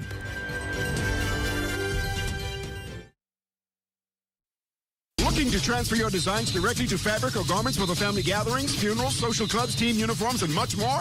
Contact Janae's Uniform Center digital team via WhatsApp. Text only 817-3295. Get that special effect image on your t-shirts or garments for your group. We use the latest technology in embroidery, DTF, and regular DTF transfers to print your file. Contact Janae's Uniform Center, Chesapeake Road, 394-8385 or 6, or email sales@janae's.com or www.janae's.com. Look sharp and fresh. Your countertops are one of the hottest working surfaces in your home. And with a little care, they can stay looking beautiful for years.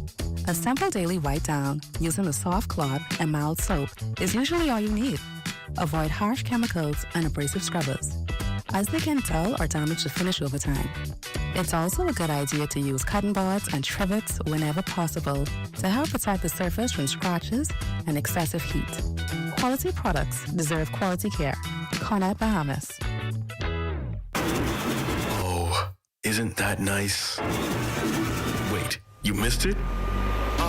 You haven't been on the website. Here's how TDC can help you. Whether you're turning your home into a vacation rental, pitching a business idea, or growing what you've already started, the TDC is here to help. Visit tdcbahamas.com for every conversation, event, grant, and opportunity happening near you. Tourism is all of our business, and the TDC is here to support yours.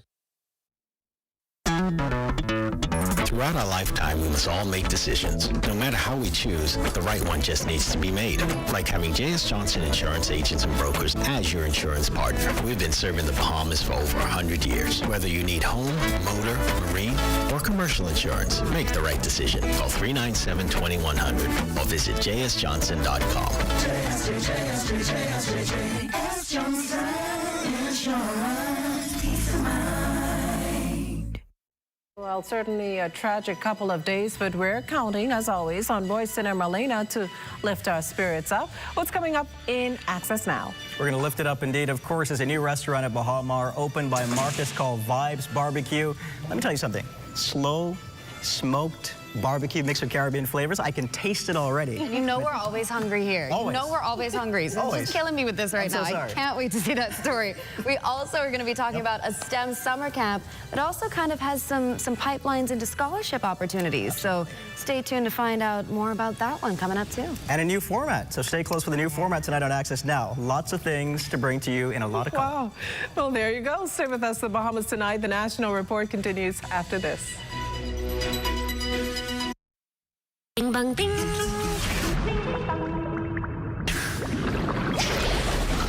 Bing bang bing. Ding ding bang. Bang bang bang. Bing bang bing. Bing bang bing. Ding ding bang. Bang bang bang. Bing bang bing. Bing bang bing.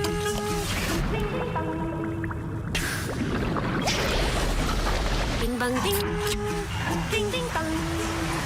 50 years of nation building, see the legacy we trust. Oh, the water is our lifeline, and the future flows to us. From the pine barrens to the ocean, in the sun and in the dust, we are building for tomorrow, and the future flows to us. Yeah, yeah.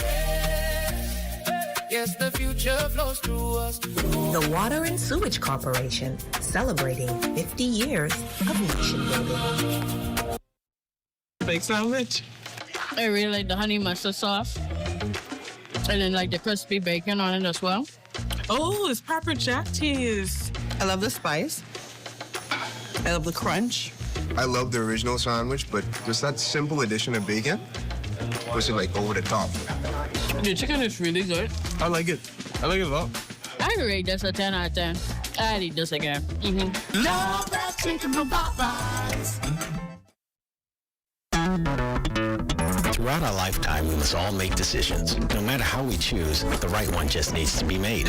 Like having J.S. Johnson Insurance Agents and Brokers as your insurance partner. We've been serving the Bahamas for over 100 years. Whether you need home, motor, marine, or commercial insurance, make the right decision. Call 397-2100 or visit jsjohnson.com. JS Johnson Insurance, peace of mind.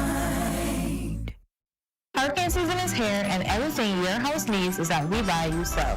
Impact windows and doors built with strong frames and reinforced glass to hold if a storm hits. 10 and 16 millimeter galvanized steel are now available. Roofing materials with architectural and asphalt shingles, roof flashing, nails, and so much more, all right here. Solar lights are 50% off while supplies last, and solar power systems are available for pre-order. Stay safe this storm season by visiting us on Robinson Road or WhatsApp 636-8412.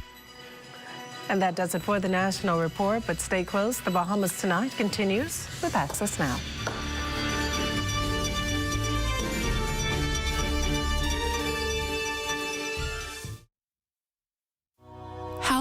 is the greatest gift. That's where we come in. Bahamas Medical and Surgical Supplies is a premier distributor of medical equipment, as well as medical and surgical consumables. Our engineers are always on hand, providing top care service that saves lives. We carry a wide selection of over-the-counter and prescription items, IV fluids, and other injections. Our products are state-of-the-art, and our entire team stays on top of cutting-edge technology. With more than 2 decades of dedicated service, Bahamas Medical and Surgical Supplies continues to be a trendsetter and innovator in healthcare. We have set ourselves apart by truly caring for our customers. We understand the intricacies of healthcare, and we produce spectacular results. We cherish our partnerships and nurture our friendships as we continue on our quest to help everyone maintain that wonderful gift of good health. Find us on 95th Terrace, Centerville, and now located in the Lucaya Shopping Center of Freeport, Grand Bahama.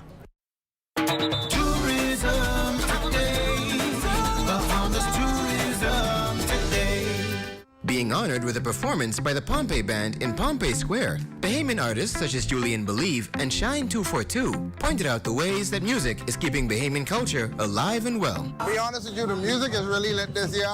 The energy across the country, you could feel it, you could see it. I'm proud to live in this moment, and I'm proud to be celebrated today as one of, the musicians here in conjunction with the Ministry of Tourism and TDC. As we sit out there now, you can see a lot of the tourists walking past. They're engaging with it. And the world is getting smaller, and so you want to ensure that the music can translate to people all across the world, not just here. And we're seeing it right before our eyes, There's a lot of the music that's coming out now has just that commercial edge. No disrespect to any of the music, all of it plays a role. But just a lot of the musicians today are just doing their part to keep the culture evolving, and so I'm celebrating the producers, the songwriters, and everyone that plays a role in getting the music to where it needs to be. For the past 8 years, it has been, evolving. More younger persons are now getting involved with Rake and Scrape, understanding that, it's us, it's a part of us. And, they're wearing it loud and proud. And, that's actually something good to see. And it's a culture that's growing and it's staying alive. I would say, stories from my experiences, other person's experiences, it actually, that's Bahamian music, storytelling. Whether it be funny or whether it be very, very serious, or even talking about love, that's what we do. We tell a good story. So, keeping the tradition alive. For more tourism updates, visit Tourism Today or Bahamas.com. This is Tourism Today.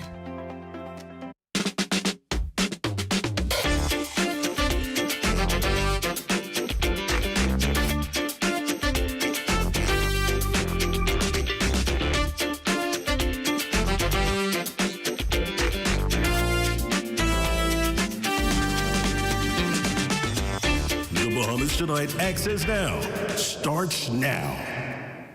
Welcome to the Bahamas Tonight, Access Now. I'm Royston Jones. And I'm Marlena Leonard. After an especially hot stretch of days and nights, Chief Meteorologist Basil Dean says the rains are coming. And the rain might bring some comfort, but we're also being warned about another heat wave happening tomorrow. So to learn some more about that, we're going to begin tonight with your Access weather forecast.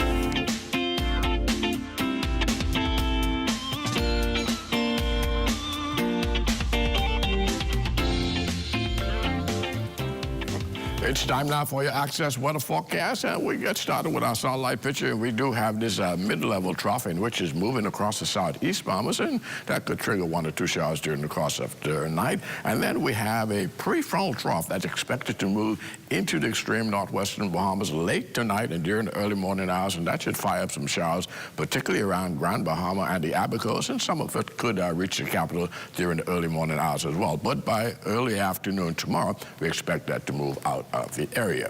Your boating forecast tonight through Wednesday in the northwestern islands. The winds are going to be northwest to north, and that is behind that little frontal boundary. 10 to 15 knots will be the speeds of the wave heights, just around 2 to 4 feet over the ocean. High tide, that will take place at 7:50 tonight. Now, for the central islands tonight through Wednesday, the winds will be more east to southeast at 12 to 18 knots, wave heights 3 to 5 feet with a moderate chop in place. And hence more craft caution is in place for you boaters in the Central Islands. Now, the southeastern islands, tonight through Wednesday, you're going to have that zonal flow. That is winds out of the east at 15 to 20 knots. The wave height's still choppy down there, 4 to 7 feet over the ocean. So we also have caution flags in place for boaters in the southeast Bahamas into the middle of this week. And that's going to do it for your boating forecast. It's time now for your international temperatures, and they're brought to you by Royal Star Assurance. Bahamas. 1492, Columbus landed. 1973, we were free. From Nassau to Inawa, Bahamas. From Freeport to Mequona, Bahamas.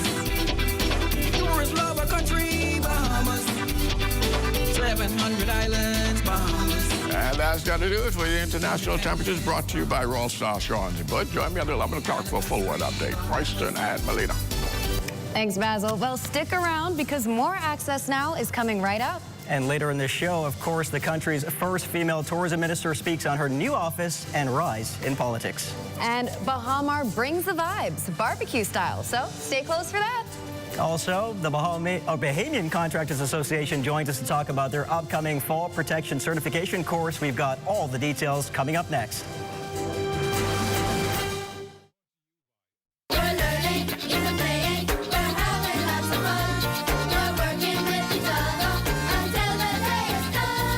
Dozens of college administrators from throughout the Caribbean region gathered at the Breezes Resort to mark the 23rd annual conference of the Association of Caribbean Higher Education Administrators. Deputy Prime Minister and Minister of Education, Science and Technology, the Honorable I. Chester Cooper, delivered an inspiring keynote address. Excellence today must include innovation, accessibility, flexibility, and global relevance. Regional collaboration enables us to accomplish together what none of us could accomplish alone. So as Minister of Education, I see tremendous opportunities for deeper regional cooperation in digital education, in research, in quality assurance, in faculty development, in cybersecurity, in artificial intelligence, in innovation and student mobility. The conference coincided with the association's 25th anniversary. ACIA is 25 years old. And for those who are familiar with ACIA, it's not an easy feat. It wasn't. And as I proudly tell persons, when COVID shut down the world, ACIA was still going on. What an august institution. What a resilient institution. What a gem amongst Caribbean higher education administrators. And it is all because of you. For Ed Talk, I'm Jonalie McIntosh. For instant updates, be sure to follow the ministry's WhatsApp channel by scanning the QR code or follow any of our social media pages. Of the news is brought to you by RBC Royal Bank. Your idea of getting there happens with RBC. Welcome back. You're watching Access Now. In recent months, a number of fatal industrial accidents locally have hit the construction industry. And that's why the Bahamian Contractors Association is hosting its Safety Saves Lives Fall Protection Certification course on Saturday. Absolutely. And here to tell us about it are BCA President Leonard Sands and Kadron Carey, the event coordinator. I want to say to you both, thank you so much for joining us on Access Now. Thank you so much. Thanks now, for having us. This year, we've seen a number of tragic events happen with these industrial accidents. How has that impacted the industry seeing this series of events happen? Well, one of the concerns we had is that after the first one and the second one, there was a bit of, concern and chatter. And then we get the third and the fourth and now the fifth. Our concern, our biggest concern is that we don't want this to become normal. It is not normal for persons to show up to work and it's already a challenging environment in construction, but to not leave that site the way you come in. That's not something that we want. So we thought it was important for us to step in at this point, even though we believe it's a bit too late for us to get the message that this shouldn't have happened in the first instance, but let's do some training right now to get everyone kind of, and we believe that people want to do the right thing, but we don't believe that everyone knows how to do the right thing. So this certification course is to retrain the persons in the industry. That's always so important. I think the industry is constantly making improvements, but if you look at the industry right now, what do you think are the sort of key changes needed to make improvements maybe in the short term and help protect workers? Well, that's part of the question. I think Kadrian helped us trying to formulate this course. Okay, what is the number one thing that you could do which affects everyone on the construction site? You're going to be working in a house, or you're working on a building or a church or anything. You're going to go on a pair of scaffolds. Right. So fall protection, working with heights, is not only about working on scaffolds. If you're at any kind of height where if you trip and fall, you may not die, but you could certainly, you know, injure yourself badly enough that you're incapacitated and not able to carry on working the way you need to. So our response to what we saw, which is unfortunate accidents, and all of them were different. And that's the dynamic thing. There was several involving heavy equipment, several, one or two involving falls, but again, all of them, unfortunately, result in loss of life. And for our industry, one incident that causes a life loss is too much for us. Now, Kadrian, can you tell us a little bit about this fall protection course and what people can expect? Who should get involved? How do people sign up? Well, we've made it quite easy for everyone to sign up. We are advertising it for everyone, but it's for contractors, it's for supervisors, it's for safety, actually, officers on the job sites, in the offices. Even if you have a safety advisor here, we would invite them to come. You go on the bahamascontractor.org, you go to the website. I've made it really simple. This is an event that's put on by Lions Rest Consulting. You click there, it's $275 investment. You come in, it starts at 8, it ends at 4. It's an air-conditioned event. Oh, there you go. Very important to mention in the middle of summer. It's air-conditioned, you get breakfast, you get lunch, and you have an on-site practical experience on a scaffold. On how to use a harness, how to properly put it on, so you know the right sizing. These things may seem simple, but they're important. As Can save your life. As simple as you're asking what they can do. Safety boots.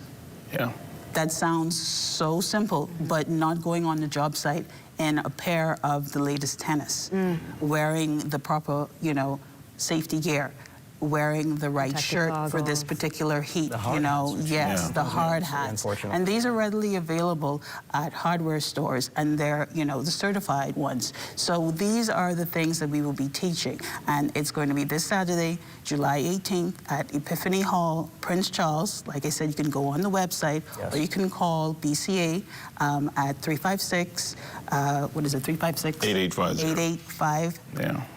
Was it 350? Yeah, I did say it correctly. Just need to make sure. And we want everyone to attend. It's for everyone, and we don't need any more accidents for the rest of the year or for any other time. We don't need any more sad events. I certainly agree with that, and I think this is a big part of helping us do that as well. I just wanted to add to that. One of the things I encourage our executive board is for everyone to take the course. I went on the website, clicked, paid, got registered, because I said, I want to be an example that if the president of the association is registered and going to be a course participant, I'm not standing in the room being the president. I'm a participant in the course. I want everyone else to join in because it's important information for everyone to learn from, so we do whatever we do safer. There you go. Thank you so much for joining us, and thank you for hosting this course. It's so important. It's definitely going to save lives. Thank you for having us. Well, stay with us. We've got so much more coming up right after this break.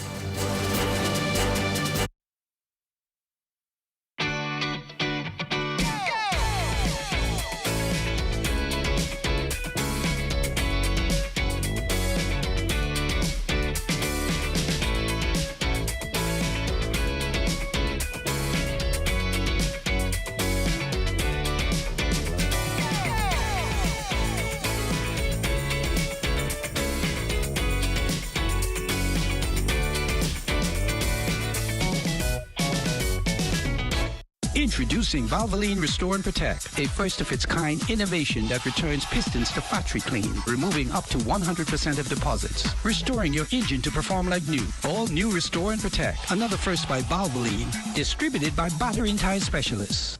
Are you or a loved one under medical care? Do you need affordable medical supplies? Ports International is the largest home healthcare supplier. Medical supplies at the very best price. And you can even shop online.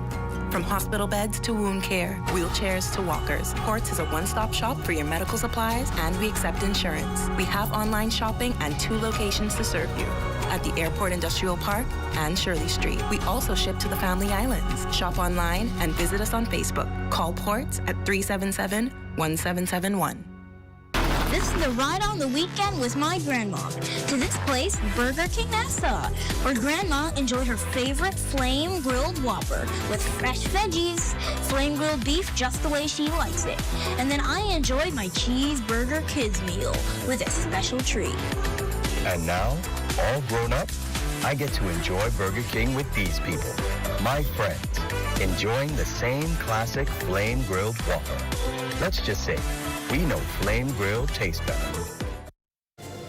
Welcome back to Access Now. Now, gruntled isn't a word you hear very often, and yes, it's a real word, not making that one up. So while you often hear people talk about having one of those days at work, what about the good ones? I think that's a really important question to ask. Yeah. But that's the inspiration behind Gruntled Workers Day, which celebrates people who are genuinely satisfied with their work, while encouraging all of us to appreciate the purpose we find, the people we meet, and the small wins that I think a lot of us can get into the habit of overlooking. So true, and that's definitely worth pausing for. If you're fortunate enough to love what you do, that's something to be especially gruntled about. With that said, let's dive right into the news. After more than 2 decades in frontline politics and 6 consecutive election victories, the woman who has broken yet another political barrier is now charting a new course for the country's most vital industries. Tonight, our Amaya Moss shines a spotlight on the Bahamas' first female Minister of Tourism. Diminutive in stature, Glenys Hannah Martin has long stood as a towering figure in the local political arena, foreshadowing her father, former Governor General and politician Arthur D. Hannah, and then steadily working her way up to capture a seat in the halls of Parliament. First elected for the Angliston constituency back in 2002, it's been nothing but political wins from there. I think it's a deepening of an understanding of the level of trust that has developed over the years and been sustained, and also a sense of gratitude that I've offered myself, and the confidence was returned. A career politician, Hannah Martin has for the past 2+ decades held down some pretty impressive cabinet portfolios over the years, from transport and aviation to education to now tourism.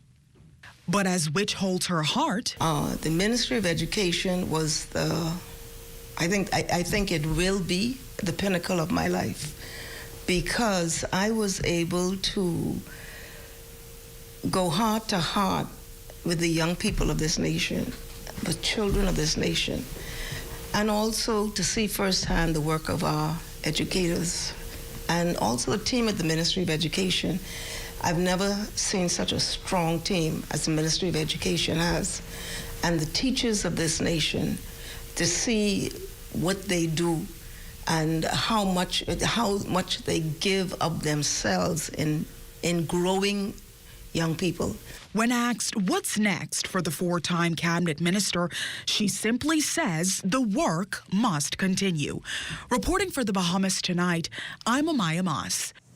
Thanks so much, Amaya. And speaking of young people, this summer, Lend a Hand Bahamas is giving students ages 4 through 18 the opportunity to learn critical life skills through their 8-week STEM program that'll open the doors to scholarship opportunities. Our West Calix Forbes has more.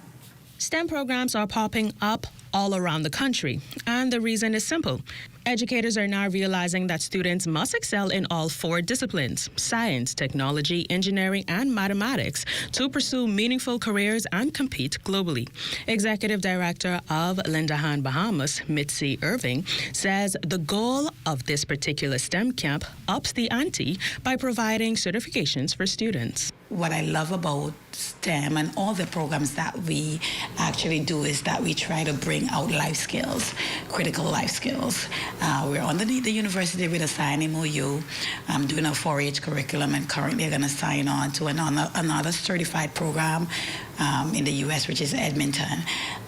These projects will allow them to be certified in the area that they're working in. Just 3 weeks into the program, students are already diving into the programs, from laser engraving and creating 3D models to learning the technicalities of soldering from instructor Joseph Farley. Soldering is when you take two metal components and essentially you weld them together for making circuits. What's going to happen is every step of the way the students are documenting the process that they're doing, and they will be given a certificate that has a QR code, and they'll scan the QR code, and you will be able to see all of the work that they have done validating their certificate.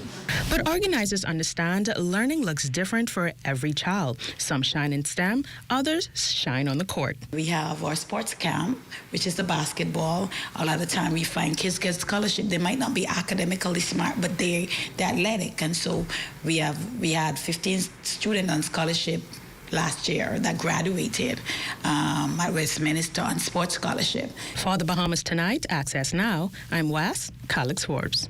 Such a cool story. Thank you so much, Wes. From a temporary taste to a permanent table, Vibe Barbecue has officially found its home at Bahamas. The new restaurant from Chef Marcus Samuelson blends global barbecue traditions with a touch of Bahamian flavor. Matea Stewart has more tonight.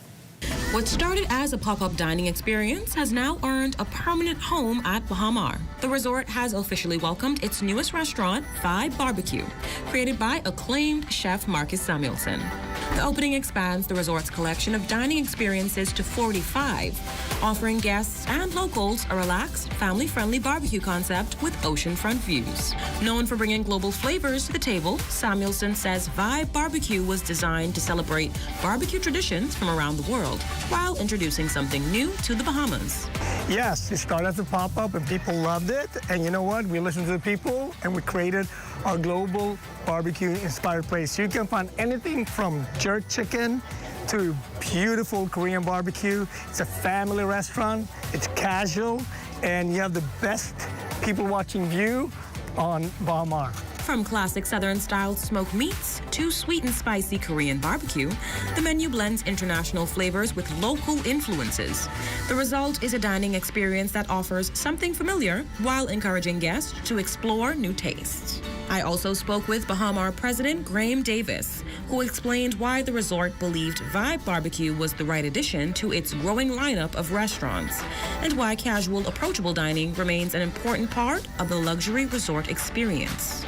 We are so excited to bring barbecue to the Bahamas. Really, when you think about barbecue and its history, of course, in the United States and around the globe, but certainly the Caribbean has such a unique attraction and history here in the Caribbean and certainly in the Bahamas as well. Barbecue is so prevalent in everyone's staple.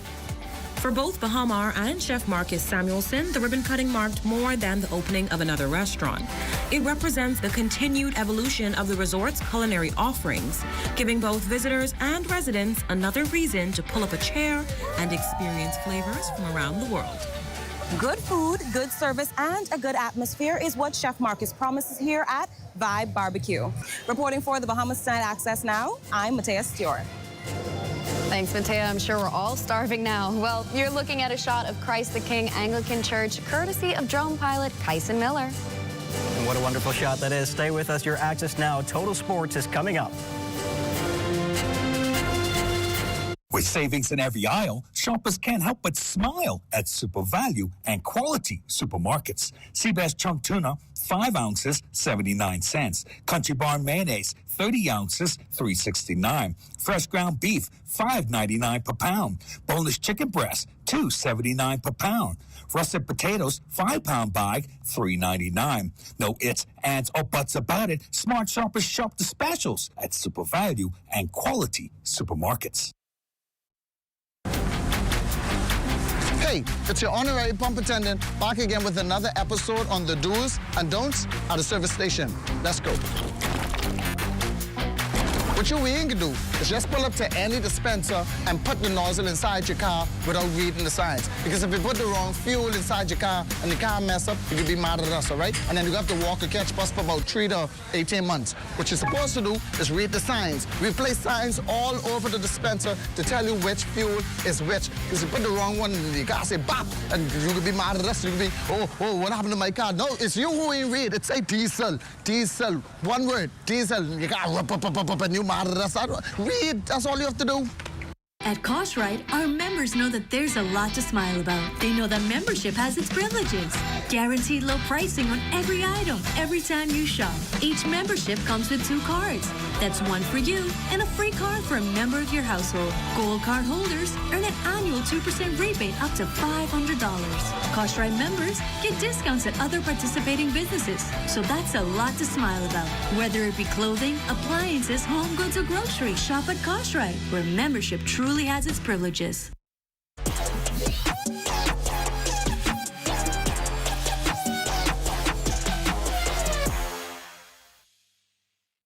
Welcome to your Monday Sports Check, everyone. I'm Amajal Knowles, topping sports. It was a busy sports weekend for the 242 with a number of national teams traveling. Starting first over in Mexico at the NACAC U18 and U23 track and field championships.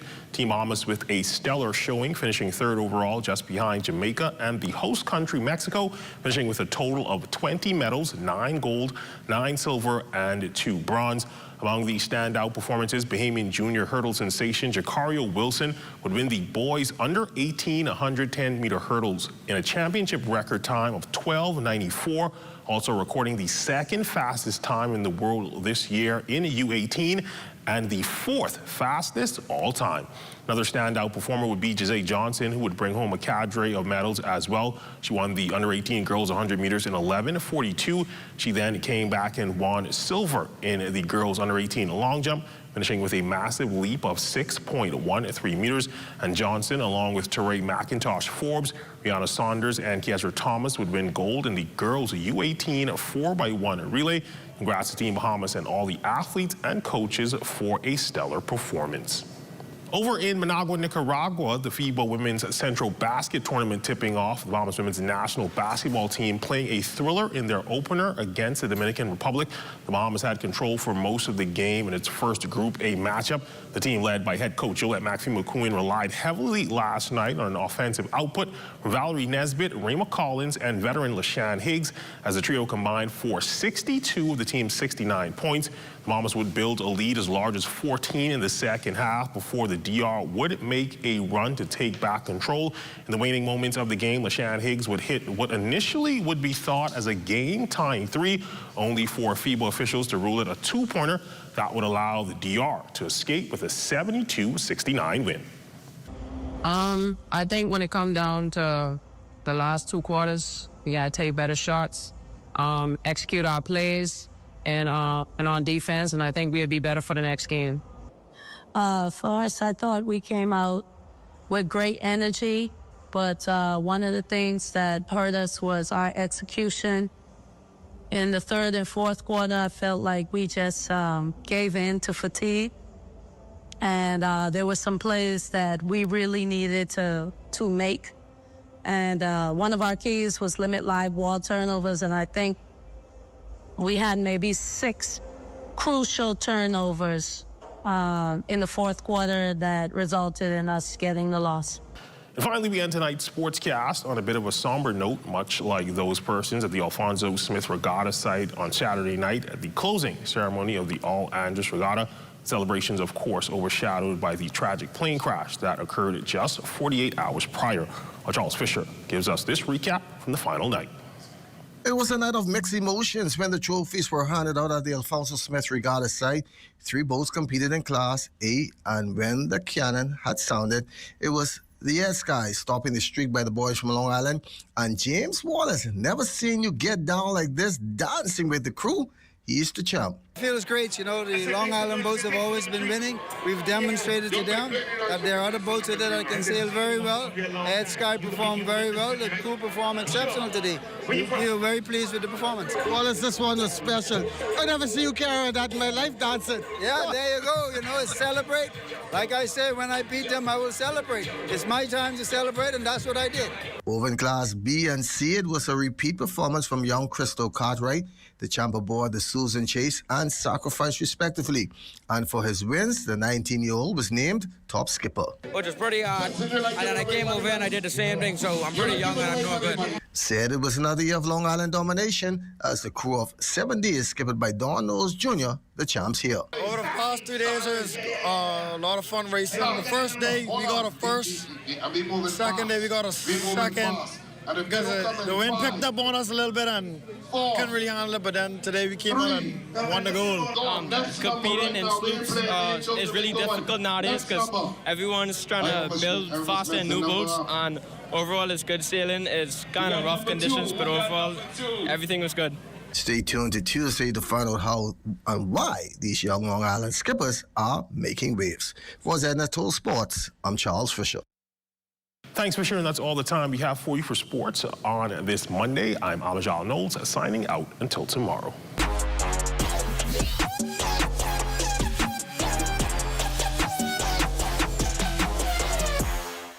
Congratulations to the class of 2026 valedictorian and salutatorian. Your hard work, dedication, and perseverance have earned you this outstanding achievement. As you begin this exciting new chapter, may your future be filled with continued success and limitless opportunities. Our sponsors salute academic excellence and proudly join in celebrating your remarkable achievement.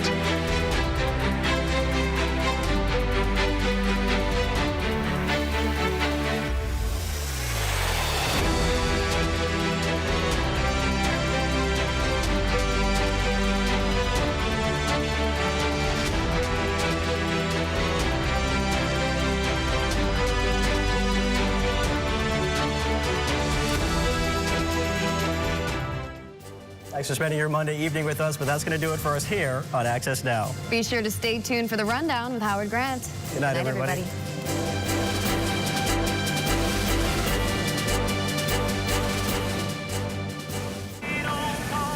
Hey, y'all, what's up? Hey, what's that? What y'all getting? Listen, I've been waiting to march down some logs here. Hi, I'm Matthew. I will be you guys' waiter today. Can I take your order? Oh, I've been chewing for some grouper dread.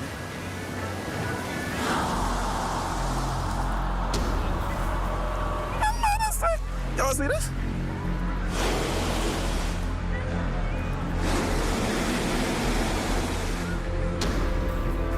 See, this ain't gonna work.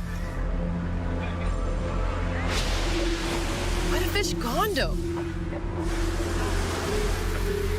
But how though? Don't leave our children with no fish in their future. Protect our sea. Protect our way of life. Protect the Bahamas. To learn how you can help, find us on Facebook at Bahamas Protected. See the future.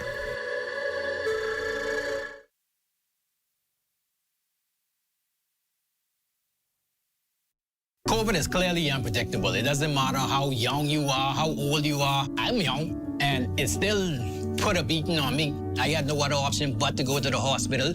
I remember the doctor telling me if I had waited one more day, I wasn't gonna come inside here alive. At my lowest point, not being there for my kids was... You don't want to be in the same position that I was in. Vaccines may not stop you from getting COVID, but it can stop you from getting COVID the way I had COVID. You don't want that way. By giving unconditionally, not expecting anything in return, I thought it was a wonderful way of showing this love, and I believe that it was love that truly drew people, and so I thought we could cover a lot more people by feeding. Volunteers, you know, they have truly been sold. My passion is to help, and I thank God for what I can do through the help of Bahamas Feeding Network. The idea of taking swimming lessons to the Bahamian public was something that we thought was a great idea, and so we started Let's Swim Bahamas. I've always been a learn to swim coach and a life-saving coach, and so this is now my turn to kind of really see learn to swim being developed. Although we ran swift swimming for some 30 years and we offered Let's Swim lessons, we knew we were only touching a small percentage of the Bahamian public. I enjoy the children and how happy and excited and joyful they are. I mean, some of them come from maybe hard homes. Maybe they're bullied at school. Who knows what they have? But when they come here, it's a very positive thing for them. At the end of the day, more kids will be fulfilled, more kids will have a life-saving skill, and more kids will stay away from crime. Crime-free. Looks like me. Do your part. Join the movement to a safer Bahamas. At Bahama Boulevard, I'm Sean Innes. This is ZNS.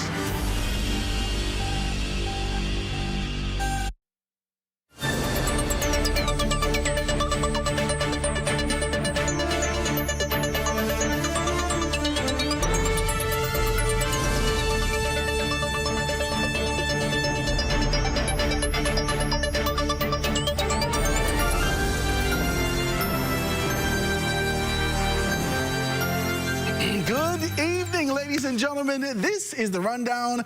I'm Howard Grant. I know that you're sweltering at home, but we're going to try to cool it down this evening. It's a beautiful evening. Hope you guys are good out there on this post-holiday conversation. I know a great deal of you are out there really being able to deal with sort of the wrangling that's happened over the weekend from Friday, and being able to see exactly what happened with the Flamingo Cessna that actually went on, the Cessna 402. That was hard, man. It was hard, and I want to be able to say with clarity, with sincerity, and with really a broken heart, I want to say condolences to the entire family, to all the families that are involved in this. I want to be able to say to you, and I pray that the Father continues to be able to watch over you, to guide you, to protect you, to hold you, to comfort you in this particular time. This is not easy. And so for the entire weekend, we've been talking about that, and I think a lot of persons, especially spiritually inclined, been having this sort of a conversation of trying to figure out what is happening in the nation. Well, we don't want to be able to talk with specificity about it, but those persons who continue to be able to talk about dialogue and always contribute to national growth and development, I wanted to bring on one of those persons to be able to have a conversation. She's no stranger to this space. She's definitely no stranger to your homes. She's definitely being active in being able to bring information to the forefront, and her passion and her commitment to community. She's ran, most recently, in the constituency of Kalani. Not necessarily as successful as she desired, but still, if we've learned anything, we never lose, we always learn. I want to introduce you to none other than Dr. Veronica McIver, who's going to be sitting with me this evening. Dr. McIver, it is wonderful to have you with us this evening. It's a pleasure to be here. Absolutely a pleasure, man. I'm so happy that you're here, and you and I are here being able to talk about these things. Introduce yourself and let persons know who you are. I'm Dr. Veronica McIver. I am a mother of 2, a grandmother of 3. I always describe myself as a patriotic woman who loved the Bahamas, and that's probably one of the reasons why I got involved in politics. That was one of the reasons. I didn't like the way, the direction the country was going, and that was why I got involved. But yeah, I think I'm a woman of integrity and good character, and I think that is what we need more than ever in this country right now, in the House of Assembly. And so what I have loved to have been standing in the House of Assembly, dealing with all these matters now, with the integrity that I have, of course. But it wasn't meant to be, and so I'm going to continue the fight nevertheless. Now, in what capacity? I'm still kind of on the fence, but I do know this, that I will continue the fight for the Bahamian people. Whether I run again or not, I will be an advocate for health.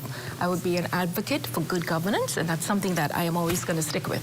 I want to say this to you. I'm hoping that this doesn't come off wrong to our viewers and being able to see this. When I look at persons like you, when I look at persons like Doretta, when I look at persons like my mother, when I look at persons like Dame Ivy Dumont, Janet Boswick, I want to be able to, I don't want to continue to go on, Italia Johnson, all these particular persons who would have served Hope Strawn, and Melanie Griffin, all these women of grace. Definitely I don't want to be able to leave out Minister Glennis Hannah Martin. When we look at you as younger people coming up, and we see your poise, we see your grace, we see your presentation, we see your articulation, we see this kind of representation for a higher bar, a higher standard in the country, I think that you just merely showing up has done a significant contribution to searing into the minds of the next generation young women who are constantly being influenced one way or another that this is the path that we should take for national growth and development. I want to commend you for that. I think that's important that we have that kind of a conversation. Sure. You know, like you said, a lot of young women do look up to women with grace and poise. I know for me, I admired all of the governor generals that went before us, the female governor generals, even Mrs. Spindling. She's still, mind you. I can't start calling names. Yes, There's too much names. Right. Cynthia Mother Pratt, all of these. And it doesn't matter which party you're from. These women are proven. They've been there, and they were role models for us. And I, you know, look up to them. Yeah. Let's call it all of the dames. All of the dames. All of the dames. Yeah. And so I think that they have done our country well.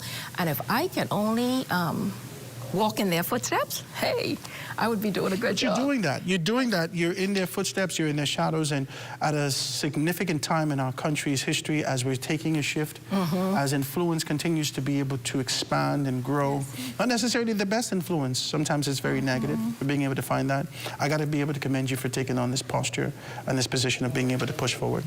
53 years we're celebrating. 53 years we're celebrating as a nation. Do you believe there is this sort of a position that exists in this space that persons are saying, we haven't matured, do we know what it is to be a Bahamian, do we know this, do we know that? And I don't know what they're looking for, but I'm still proud to be a Bahamian. Talk to me about it. Yes, listen, we have not matured enough. Somebody said, after 53 years, yeah, you're kind of like a teenager when you compare yourself with other countries who've had independence for like 200 years or 100 years. So I guess we're like a teenager. But I think it's time for the Bahamas to grow up and become mature. And I'll tell you why, if you would give me a couple minutes to explain this. I was asked by the Tribune to write an article for the Independence Supplement. And one of the questions was, give a little history of, you know, the Bahamas and you know, politics, how it's grown. And as I started to do my research, I found out that we were a democracy for about 280 years. It started in 1729 when we had our first parliament. I thought that was interesting. And what I learned too was that there were only 5 constituencies in the Bahamas, and they did not have any parties. There were only what they call representatives. And then I went through history, I kept on reading, and nothing happened for about 200 and something years. Everything remained smooth. And then came a little shift in everything. Now watch the story I'm going to give you. In 1942 was the Burma Road riot. That started what I call the first quiet revolution in the Bahamas. And from the Burma Road riot, because they were not getting equal pay with the white counterparts. So they wanted to protest, and you can't blame them. They wanted equal pay. And so they decided to march downtown. Then came the male suffrage in, 1959? But prior to that, the PLP party was born in 1953. So I'm starting to put all this in my head, just going through this history. And then in, like I say, 59, it was the male suffrage, where men can now vote without having to own land.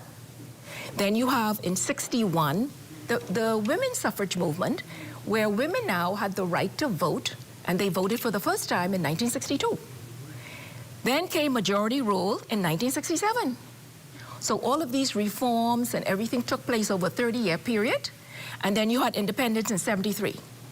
So we had a lot of changes in 30 years, so a lot of reform, and that was the quiet revolution. Let me tell you what we need now in 2026.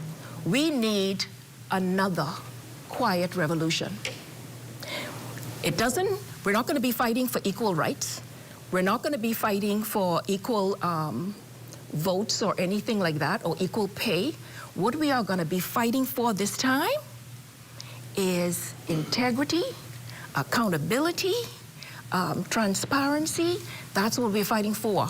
Lack of corruption, and that is what the country is ripe for right now. In '67, we got the way to govern ourselves. We had self-rule, remember? Now we are at a precipice in 2026 when we need to be able to govern properly and effectively. That is where we are now. So we need another quiet revolution when that has to happen. But is that how the quiet revolutions work? I don't think anybody pronounces it. I don't think in 42, 43, 44, there were quiet conversations about what happened. I believe if we look at a global stand, if we take on this kind of a position and look what happened from a world over within those 30 years, leading up to the 70s, if we're talking calamity, if we're talking pandemic, if we're talking national issues as it relates to being able to persons getting into drugs and these revolutions that happen from a global standpoint, it wasn't that people decided as groups that this was going to happen. These things naturally happen. And so when we look at this now, is it naturally happening? I think this is a provocation from the COI, provocation from advocates to be able to see this happen. But is it this sort of a right time for these particular things? Talk to me about it. Of course, that's exactly what I'm saying. And when I say quiet revolution, that's the opposite of a bloody revolution. We don't want that. We want a quiet revolution. And I think we're on the precipice. The time is ripe. I'll tell you why. I don't know what you're sensing in this country. A lot of persons are disenchanted with what's going on right now in our country. I have never seen it this low. Matter of fact, don't forget now, in the last general election, it was the lowest voter turnout. When you mean recently in 2026? Yes, it was the lowest voter turnout we had ever had. Almost 140,000 people out of 202,000 people It was voted. 60-something%. That was a significant percentage. Yeah, but remember now, compared to what it was in 67 and 72, and it was 80-something, 90-something. If we compare the population, if we compare the education, if we compare the exposure, if we compare the position, there is no comparison. In this day and age, to be able to have over 60% of persons who are significantly influenced by everything to show up and make a determination, not just a determination to vote. The COI got, what, 17%? We got actually 12%, but 17,095 votes. Okay. Right. Despite it all, this particular population made a determination that they would vote. And not just voting for anyone, this disenchanted position that you're talking about, I don't know whether or not we can stick a pin on that, because the truth is, a lot of persons have taken on this posture that they're safe with brave. Talk to me about it. For the very first time, in decades, listen, they've made this decision. I've heard some people say that, but that's not the majority. Remember now, in the last general election, Brave, for those, got 35% of the vote. That doesn't even give you a mandate to really govern. Look at it. So if you line up 10 people, only about 3 or 3.5 of those 10 actually got out of their house, put on their clothes, went and voted for the PLP. That means that either they voted, the other 6.5 voted for COI, the F&M, or they just didn't vote at all because they figured their voice would not make a difference. Okay, but in this democracy, majority still rules. And despite the fact that if majority have rejected the idea of being able to step into the ballot box, you have to make a decision to go for or against. Yes. The PLP has the mandate recognized by this country, recognized by other countries in the community, and within our community of persons within the region, that this is a time for them to be able to step into governance. Right. So by law, and our Constitution, they have the mandate. But the sentiment of the people, the emotions of the people, they don't. Because I just said 3 out of 10 voted for them. So technically, a lot of people... I can tell you this. I can tell you this before we take this break. I can tell you this. In 61, 62, when there was the first opportunity for being able to have the first woman vote, and the person of Ruby Ann Cooper Darling being able to take on that opportunity to vote and represent in this particular capacity, the truth is that the fight prior to that was the same concept and idea of sentiment and emotion. Society's laws, rules, regulations are just made up of logic. and they just want you to be, from a logical standpoint, to be able to identify this. And so that has been sort of an age-old conversation as to whether or not this kind of a position is there. I'm enjoying this conversation. I want to talk a little bit deeper with you and dive into these particular things. Ladies and gentlemen, we're sitting here having a great conversation with none other than Dr. Veronica McIver. I'm Howard Grant. We're going to take this quick commercial break. Going to be right back after this.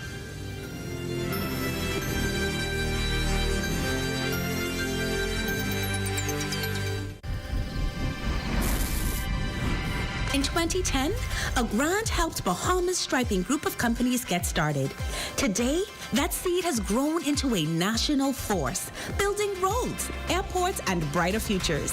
Now, we're leading the way through public-private partnerships, what we call 3Ps, where government vision meets private sector innovation.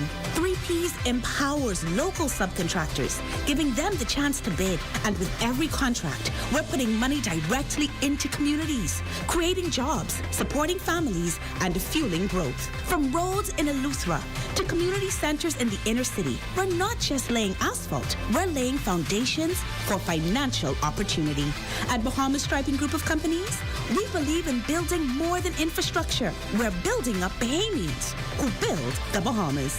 3Ps, public-private partnerships for people, progress, and prosperity. Here are a few things that you can add to your hurricane kit to give it a much-needed upgrade. Portable power banks, solar chargers, solar-powered radios, and similar items. While you're at it, make sure you're stocked up on the regulars, battery-operated radio and flashlight, additional batteries, a comprehensive first aid kit, along with 2 weeks of medication. Be sure to add life vests for family members and a toolkit. There should be 1 gallon of water per day for each member of your family and non-perishable food. Be sure to secure important documents like banking and insurance information and government-issued identification. And pay close attention to the ZNS network for all your weather updates. If this seems like a lot, think of it as survival through preparation. This season, be weather smart, weather safe.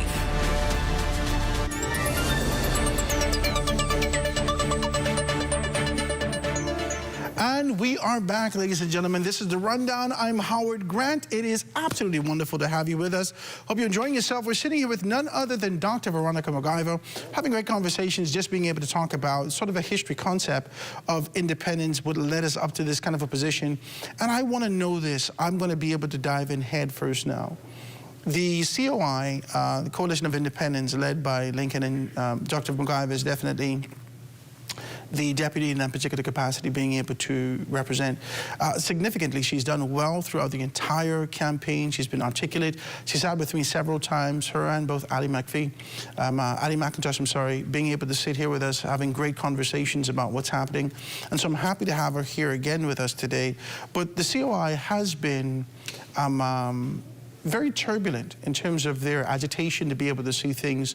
And a lot of persons see them as an organization that has been designed strategically to be a spoiler. Talk to me about the intention, the determination, the focus. This has been now 2 election cycles. It seems like you're not going anywhere as an organization. Talk to me about the COI, its intent, and where you're going from here. That's an interesting question. I can tell you after, this is my first active participation. In the 2021 election, I did not participate. I was kind of more like behind the scenes. But this is my first time. And I can tell you that it's very... In 2021, you was behind the scenes? I was behind the scenes, yeah. I was kind of like, you know, helping them. And, and mind you, they only had, remember, COI only had about 6 weeks to really prepare for the 2021 election, you know. Really? Yeah, they had about 6 weeks, and boy, that was like... What made you gravitate towards the COI? Okay, so let's be decent when we have this conversation. Yes. I don't want to be derogatory at all. Yes. But the language that's been used over the course of our political discourse has been disparaging, has been dismissive. Yes. in connection with the COI more specifically. Yes. They've identified many persons, I don't want to get into name calling. Yes. But they have identified the organization as the Coalition of Idiots. Listen, this is not me saying this. I'm saying this is what erupted from strategic and specific spaces. We've heard this murmurs for a long time. And there came the fortification in the midst of all of this, of the COI. What made you gravitate towards that? Okay. What caused me to gravitate was some of the vision that they had. Like I told many people, Lincoln Maine had done some documentaries on natural resources. I watched them. And I was quite enamored and quite impressed with his documentaries because I was asking a lot of questions about natural resources. And over the last 20 years, 30 years, nobody seemed to be answering those questions. And so he shed a little light on it for me. And so I told my daughter, if this gentleman does any more documentaries, send it to me. Well, about a month later, she sent me another documentary. And in this one, he was requesting people to come out and agitate for what he was advocating. And I said, you know what, that's a good cause. I've never walked down Bay Street in my life to protest. I don't know where that came from, so it had to have been inspired by God. Perhaps this is the path he wanted me to come down. I don't know. You know, please, people made over the years, whether that was the CDR, whether that was the DNA, whether that was we march, and you never move. But when Lincoln called, you jump up and you say, okay, because the natural resources and sovereign wealth fund and everything was very different, and I gravitated towards that for the Bahamian people. Boy, I really, I don't know what to say, but this is what I'll say. When people say coalition of idiots, we have gotten to a point in our political life and development is, I call that gutter politics, and that's a part of the mature democracy that I will be fighting for over the next 5 years. Whether I run or not, Veronica will be fighting for a mature democracy. And gutter politics has no room in that. And I could tell you, it is my understanding, correct me if I'm wrong, that gutter politics started many years ago. Technically, it started under the PLP. No. And no. That is what I was told that. Now you may want to. They lie. I can tell you right now. I can tell you, the more active trolls. I was on Steve McKinney the other day, and I was saying, Steve, do you know 5 years ago, when somebody said something to me, sent something to me, and it was kind of like odd, I said, well, how could this be true? The person wrote me back and said, no, that's a troll. You could dismiss that. So I say, well, what's a troll? And that was 5 years ago. And I couldn't believe when they told me who they were, and then I started watching, and I saw the development, and now trolls are so big, they're getting paid, it's organized, they're getting gifts, they're getting awards, and I'm like, hold on. I thought the Fourth Estate was supposed to be persons like yourself and other members of the media who's supposed to be disseminating information. The platforms have shifted. Why would trolls... As a result of the platform shifting, moving from the traditional spaces into social media where there's no rules, regulations, or quote-unquote admins, a lot of persons can be able to break through that kind of a fourth wall to get to their objectives. But the point I'm having is that if you're a man or woman of integrity and good character, would you pay a troll to say the kind of things and disparaging things? I would never do it. I see what you did there. So why Let's fix something first. Let's fix something first. First and foremost, the information that I've ingested over the years, read and understand, is that the reason and concept that we continue to be able to speak about this concept of neo-colonialism, which is just new colonialism, which is essentially a blackface, given the fact that we are essentially black people, a blackface that still carries the traits of our colonizers prior. And so we've identified and coined this phrase, neo-colonialism, because a lot of our politicians have carried on the spirit of those particular persons who would have been able to oppress us back in the day. This would have been the UBP, not the PLP. The PLP were the liberators.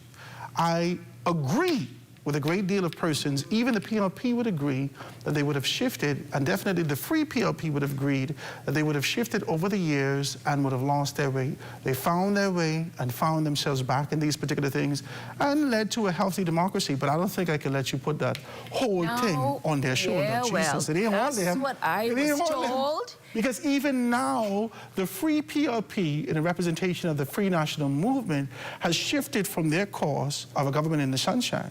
The transparency, this determination, their strength, their articulation, the way that they were able to gravitate, persons gravitate towards them, shifted over the past 15 years. And so I don't even want to put them in that category. I can go with you with this concept that our politics needs to mature. I agree. Yes. I agree. Yes. And you brought up something about what people say about COI. Now, I'm going to be honest. You know, I tend to be brutally honest. What I have noticed is that, and I've spoken to Mr. Bay, I've said that if COI wants to continue, and we are continuing, you cannot have everything in the same way it was prior to 2026 election. Something has to give. Something has to change. Will leadership concede?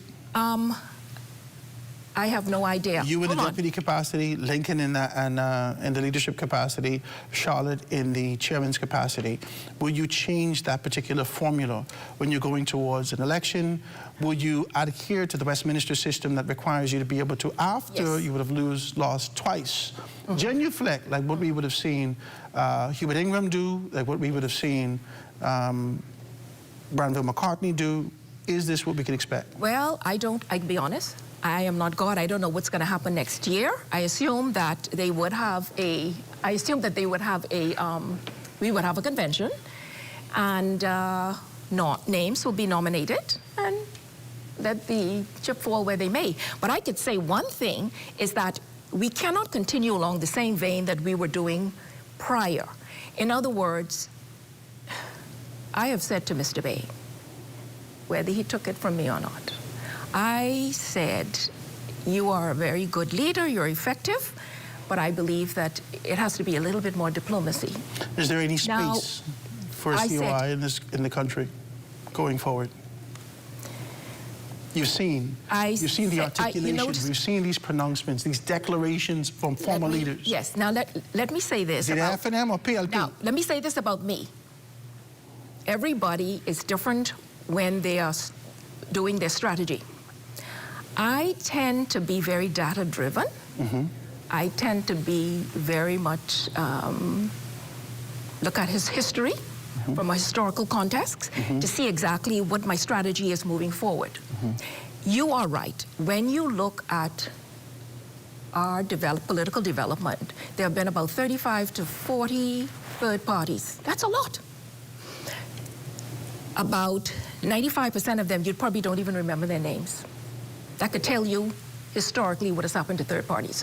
The only 2 or 3 names you will remember is the DNA, the COI, and maybe some people might remember the CDR. But generally, they have not done well.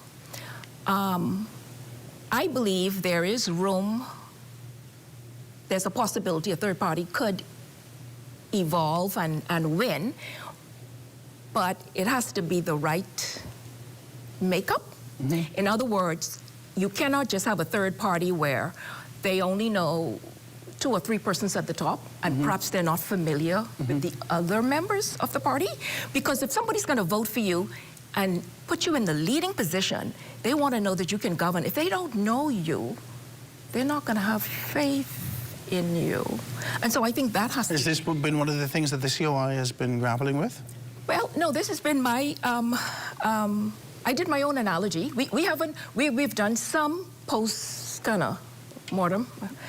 We haven't done it in depth, but I believe that the resume of some of the candidates could probably be improved. I'm brutally honest. You are brutally honest? Listen, you need to stop. Listen. You're in your deputy capacity? Listen. You need to stop. No. I would like to see the Bahamas develop into a new Bahamas. And I have to be real. to myself. I have to ask myself, can the COI win? Hold on. In the same capacity that we are in right now?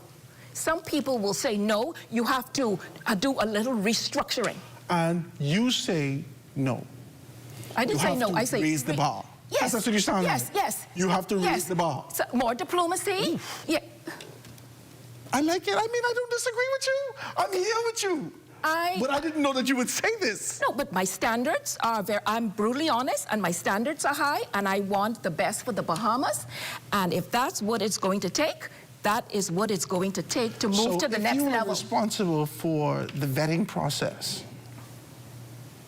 yes, during the next dispensation, despite the fact you go ahead or you don't, you sit in your advisory capacity, in your executive capacity, the COI, and you're responsible for the oversight of vetting.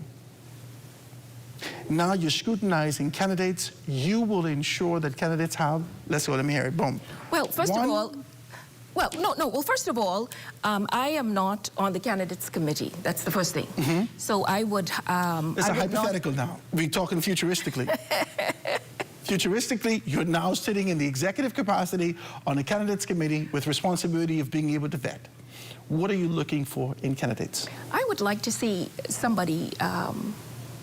good integrity, good character. Integrity. I would like to see them being able to articulate very well what it is that they want to say to the Bahamian people. I would want them to project themselves in a greater advocacy capacity into whatever area that they are interested in. Some of them have been rather shy, and they have not been sort of pushing themselves out there. And this doesn't happen. This doesn't happen post ratification. This happens pre-nomination. Right. But don't forget now, and some of our candidates were not ratified until 1 or 2 months before the election. So it wasn't fair for them. But they were shy before that. No, it wasn't fair to them because they really didn't have time to really get on the ground and do what they needed to do. So I pray that COI will be able to galvanize their candidates early. This is strong. And hit the road Can strong. I say this for those persons who are out here watching us right now, yes. who like to dissect and trisect and decipher through things and sift through information? Yes. They would say that you've proven their point.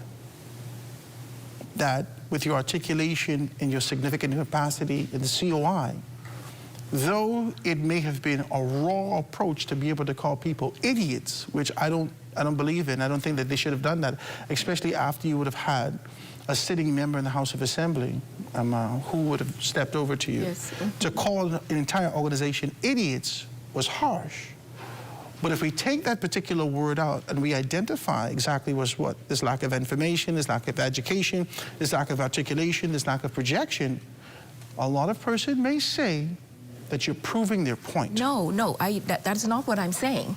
I said some, because remember now, we ran 41 candidates. Yes. I think it was one who couldn't nominate.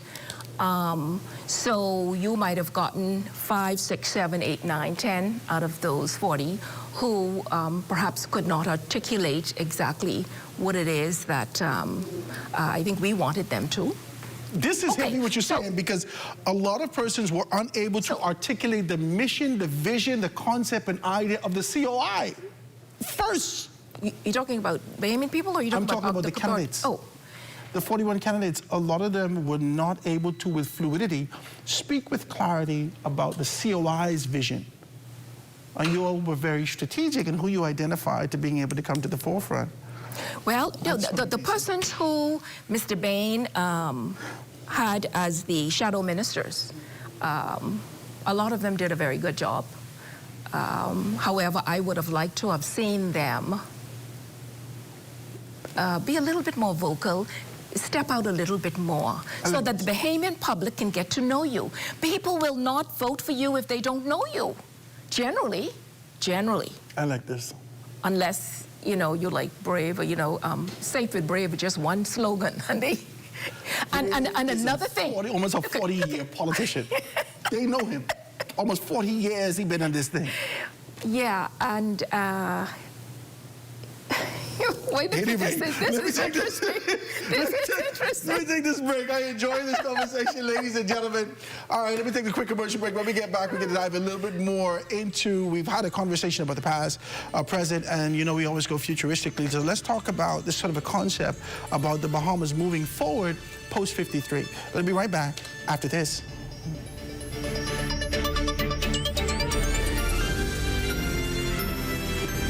After 30 years of banking, I've decided to take a leap of faith. I moved from banking into an untapped industry, which is manufacturing in the Bahamas. And now we are standing on 3 acres of land on which we're going to be putting the Bahamas' first end-to-end plastic recycling company, Eden Recycling and Manufacturing Company Limited.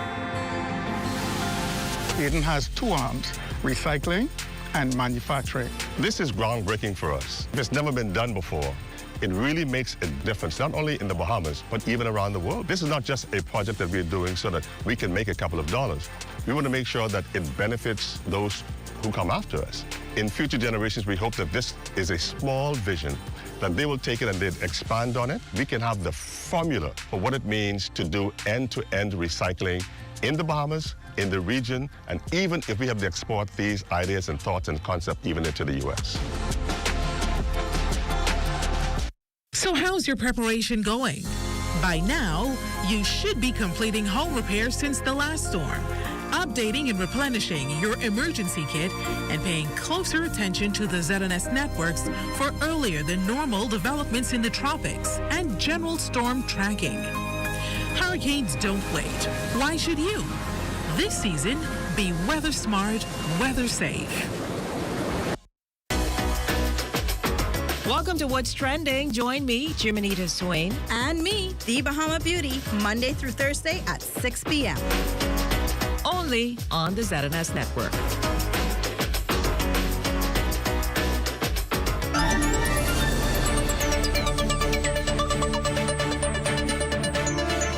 And we are back, ladies and gentlemen. This is The Rundown. I'm Howard Grant. And we're here speaking with the illustrious, none other than Dr. Veronica MacIver, being able to talk to us as a deputy leader of the Coalition of Independents. Who would have gotten, you said 12%? No, man, it was more than 12%. No, because 17,095 votes. Yeah.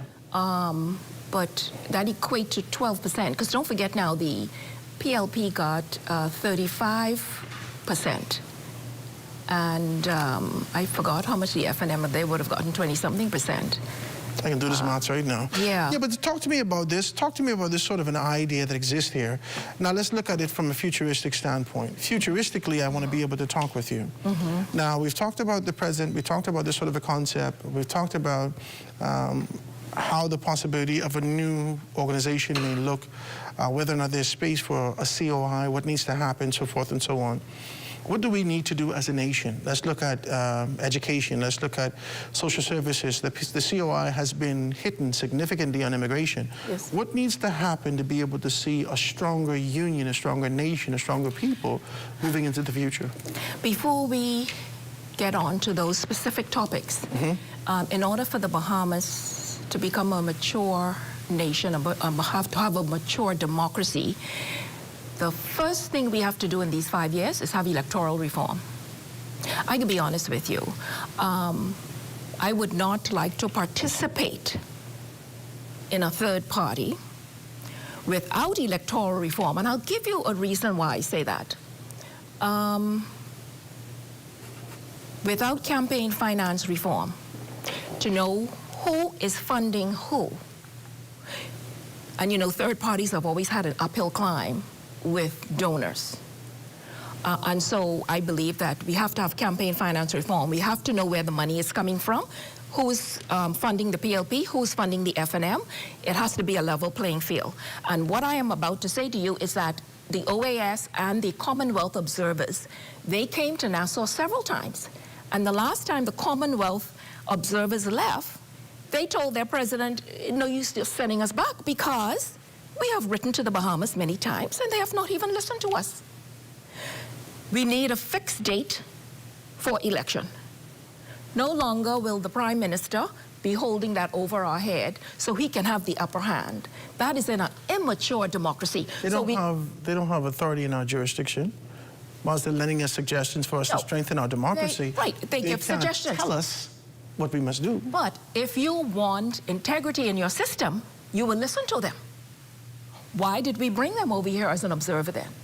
Is it because we detected some irregularities? The observation, we would have seen that over the past, I want to tell you, maybe 15 to 20 years, the first time this would have been introduced, in my knowledge, don't fight me, ladies and gentlemen, would have been under the Free National Movement and Hubert Alexander Ingram. Okay. There also has been a symbiotic relationship where there have been observers from the Bahamas going over to different jurisdictions being able to do the exact same thing. And so this sort of a synergetic relationship made us to be able to understand the importance of democracy and strengthening our position going forward. Right. You just used the right word, strengthening our democracy. So in order for a third party to be on equal footing, there has to be electoral reform. If there is no electoral reform, you want me to tell you what I believe? It's very difficult for a third party to win. Almost impossible, okay? Unless there's something miraculous or catastrophic that can happen. Another thing is, third parties don't have equal airtime, not even 10% of the airtime that they deserve. How could you run a campaign on social media? Airtime ain't free. You got to pay for that. Right. So you got to have money for that. We just said campaign finance reform. It's an unequal playing field. You have somebody coming in with millions of dollars and then the other person coming in with hardly anything. And then another thing we're going to need is an independent electoral commission, an independent body who decides how all of this election is going to go. Not for Brave Davis to decide what is going to happen on such and such a day, when he's going to dissolve Parliament and all that kind of stuff. No, have a fixed date so everybody's prepared, mentally prepared at everything. So until we get there, oh my goodness, we're just doing the same thing over and over and over. We just said that we are like a teenager coming after 53 years. Grow up, man, grow up. Grow up. Let's be clear about something. Senator Lindsey Graham just passed away at 71 years old. Oh, wow. Right? I think it was Senator Lindsey Graham. Oh, wow. Let's get the number. That's 71 years old, right? He would have just passed away in the United States of America. Mitch McConnell is sick, and there's another senator that is crippled, and I believe, don't quote me, don't kill me, don't text me, and don't email me. I believe that is bedridden, but still clinging to the authority and the position of a senator in the United States of America, despite the fact that they're incapacitated in their position. My entire point to you is that power never concedes. Power doesn't concede. Whether it's the COI, whether it's the UBP or UDP, United Democratic Party, let's be clear. That's how the Grand Bahama. UDP, whether that's the CDR, whoever these particular organizations are, the DNA, whoever these particular persons are, you have to fight in the playing field that exists, acquire the victory, and make the modifications that is required. Every organization over the past 15 years, every leader has made a determination that they would contribute to campaign finance reform. Campaign finance reform is not funded well.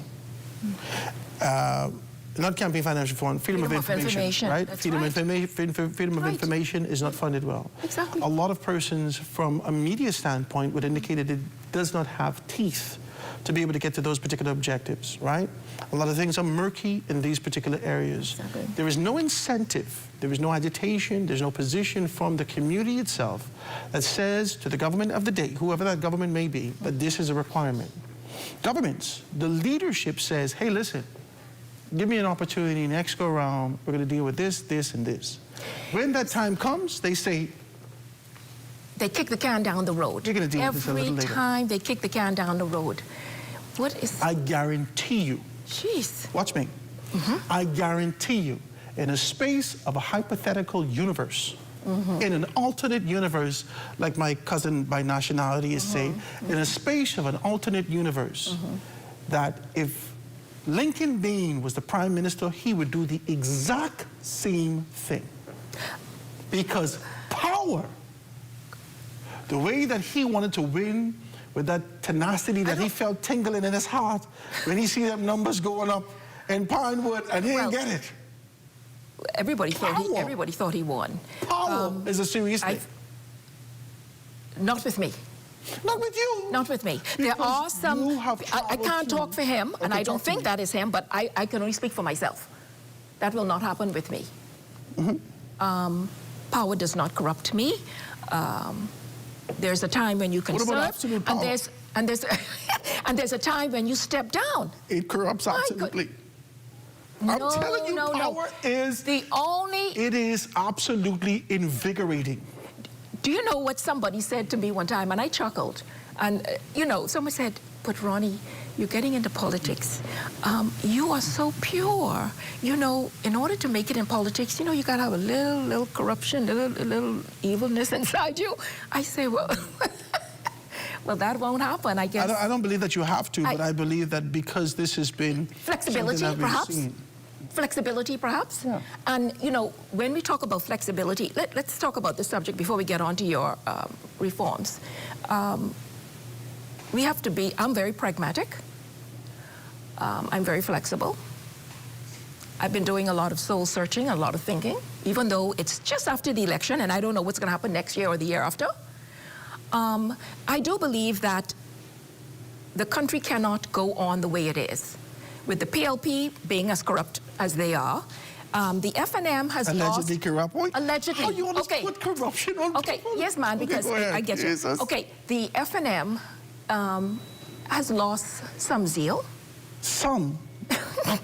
I'm trying to be diplomatic here. I realize that. You know, so I'm trying to be diplomatic. And then say somebody FNM. Yes. Let's go straight across. The FNM has lost significant zeal. Now go ahead. Go ahead. Go ahead. Let's hit it on. And persons are hell-bent on their mindset about a third party is that they're still in this two-party system mode. Now, whether that will change over a generation or 2 generations, but perhaps we may be dead and gone before that happens. So for me, again, I'm pragmatic, and I looked at the data and the history. I think some realignment, and I keep saying this, some realignment is necessary before the 2031 election. What that realignment is, I do not know. But the PLP has faults. The FNM have their faults. And people have been criticizing the COI in some ways, saying, oh, you're not diplomatic enough, you're more of a radical group, you have to do this, you have to do that. So I think we need to sit down and we need to find somebody who could bring everybody to the table, because there are a lot of disgruntled PLPs. There are apathetic FNMs. And there are some COIs who we haven't been able to bring over. So we need to bring everybody together and say, listen now, let's form this team that everybody could relate to. That's what I would like to see in my head, is a coming together, a realignment, so to speak. And so who that do you think we could put be the leader of that? That's it. I don't know. Well, I don't know. It'll have to be somebody who has a vision. I thought you were just going to put Lincoln there. Hold on now. I'm not saying it isn't Lincoln. Okay. I'm just saying that it would have to be somebody with a vision. Diplomacy, keep kicking it. It would have to be somebody with a vision. Lincoln has a vision. It'll have to be somebody who can galvanize all the parties together. I like it. That takes a very special person. Yeah. You know? This has been an exciting conversation. It takes a very special person to bring 3 parties together. I want you to know. That's mature democracy. You would tell me nothing about immigration. Okay. You all hit immigration. Hard on immigration. Okay. Immigration. Okay, let me tell you what I see for immigration. We need a lot of help with immigration. This is what I see. The Nationality Act has to go through the court system, as far as I'm concerned. I want some clarity on that. Once I, Veronica McIver, get clarity on that, and I know who is eligible to become a Bahamian citizen, we need to inculcate them into our society because they have passed the test. All of us, if you are a Bahamian, then we should be holding up one flag. We shouldn't be having 2 different flag days. So I feel like there is this disparity between Bahamian and Haitian Bahamian, and like there's just too much separation. The Bahamas doesn't have Flag Day. No. We have independence. Right. But what I'm saying is the other culture usually have a flag day. And while I wouldn't take you away from your heritage and your belief in where you came from, there's certain things you shouldn't adopt in a country that you say that you want to become part of. And so let's start with the Nationality Act. We've got to get that sorted out. Brave, those have been, sorry to call them brave, our Prime Minister have been sort of kicking that can down the road. They've been evading, being very evasive in that issue. Whether you could renounce, whether you can't. Let's get this issue solved. Because once it's solved, everybody knows who's a Bahamian and who isn't. A lot of these conversations that you're bringing to the forefront have been, I've heard them on the talk show circuit, and a lot of persons have been being able to kind of nitpick at these concepts and ideas, but I think that the rules, laws that govern this country from a constitutional standpoint have not changed, and they're steadfast.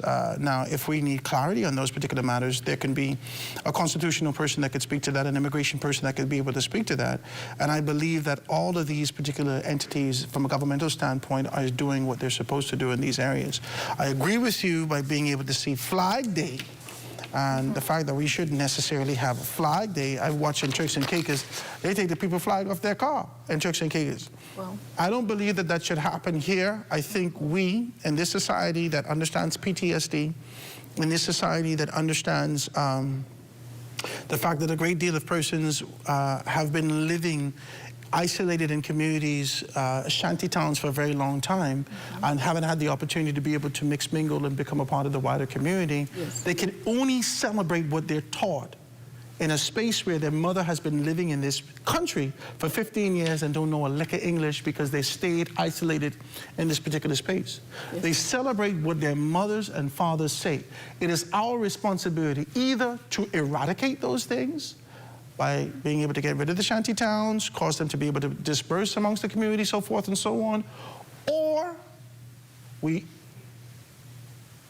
condition them to an understanding of who we are as a people, educate them rather. A lot of people, a lot of Bahamians that I talk to, a lot of them are disenchanted with how the PLP is not really answering the questions to the Bahamian people. And these questions are? They feel as if they are favoring some of the expats down south and that it isn't fair. Listen. That's how they're feeling. You know, they're saying that. When feelings come up, because your feelings are elusive, they're evasive, they come, they go. The only thing that we expect from our government, our governance, leadership, is to be logical. Okay, all right, let me give you on the logic. There were some Bahamians who went on Carmichael Road and they possessed the land. They're Bahamians. The army, the defense force, brave, those sent the defense force out there for those Bahamians. Do you know that Haitians have been claiming land on in the shanty towns for years? Nobody said anything about it. So that is very unfair. It is obvious to the Bahamian people what is going on. Deliberate, bodacious, committed defiance should be answered by the governance, by the government of the day. Hence, whoever the authority was being able to come to this space. The persons who are lurking in the dark, in the shadows that we eventually unravel and identify should also be able to be answered or to answer to those particular issues. I want to thank you for being able to sit with us today. Oh, thank you. I really haven't even gotten on to education, land reform. You got to come back with me. You got to come back with me. We only touched a little tip of the iceberg. She hit it hard today, ladies and gentlemen. That was strong today, ladies and gentlemen. None other than Dr. Veronica McIver being able to come here. She's the Deputy Leader of the Coalition of Independence. I want to thank you so very kindly for tuning in with us tonight. That does it for us here at The Rundown. Be sure you stay locked onto ZNS Network for the Bahamas tonight at 11 p.m. It's the final newscast of the country with the latest in news and information from Corval Pyfrom. From all of us here at ZNS, I'm Howard Grant, and thanks so much for joining us.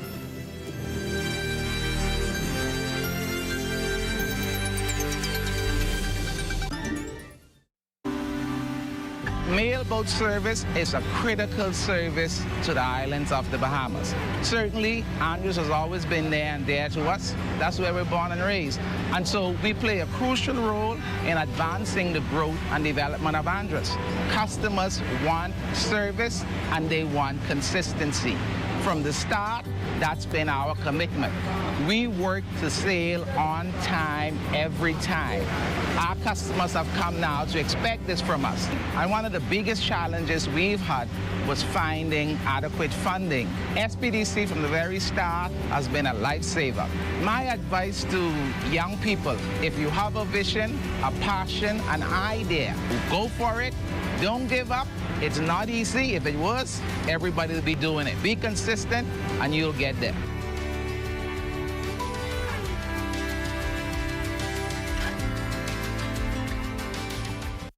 On the streets, Basketball Classic 2026 is here. Don't miss our family night. Sunday, July 19th from 4 p.m. Featuring our championship game. Pastors versus politicians. Plus the Joey Slam Down contest. And the Mr. Ship It 3-point shootout. Bring the family. Lots of prizes like big screen TV, round trip tickets, weekend stays, and more. Sunday, July 19th at the Secondal I-6 Gymnasium.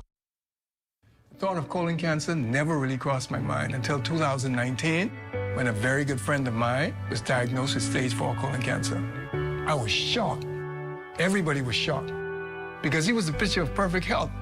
He was young, athletic, successful, and full of life. Many of us are still in disbelief. I started to question my own health because if it happened to him, surely it could happen to me. Then came the fear, the anxiety, and everything else in between. Facing your own mortality is very sobering. But for me, I decided right then to have a colonoscopy, and I'm glad I did. Colon cancer is the third most common cancer diagnosed in Bahamian men and women. Fortunately, almost all colon cancers are preventable. A colonoscopy or some other appropriate form of colon cancer screening is recommended for everyone over the age of 45.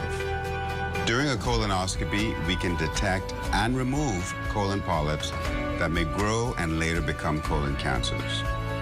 Don't wait until you develop symptoms, such as blood in your stool, abdominal pain, a significant change in your bowel habits, or unintentional weight loss. These may all be indications of a severe problem that requires immediate attention.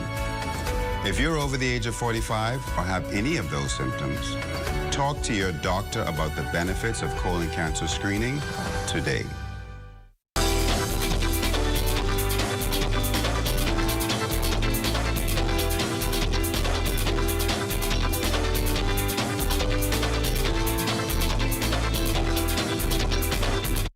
At Rusty Bethel Drive, I'm Paisol Forbes.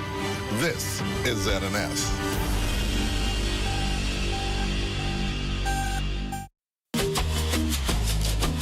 "700 islands wrapped in turquoise dreams.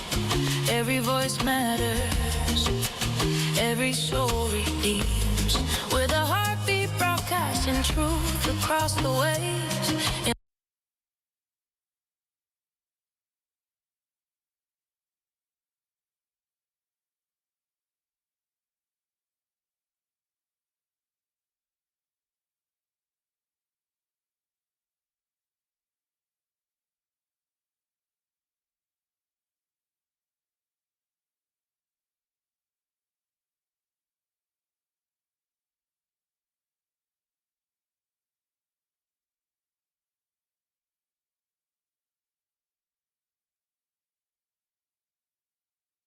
'69 win.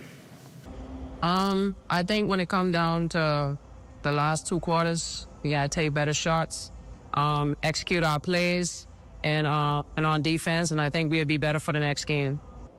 For us, I thought we came out with great energy, but one of the things that hurt us was our execution.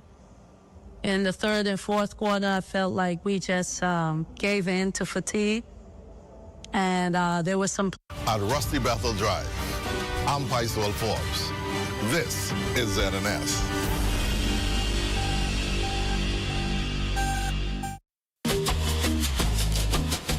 700 islands wrapped in turquoise dreams. Every voice matters, every soul redeems. With a heartbeat broadcasting truth across the waves.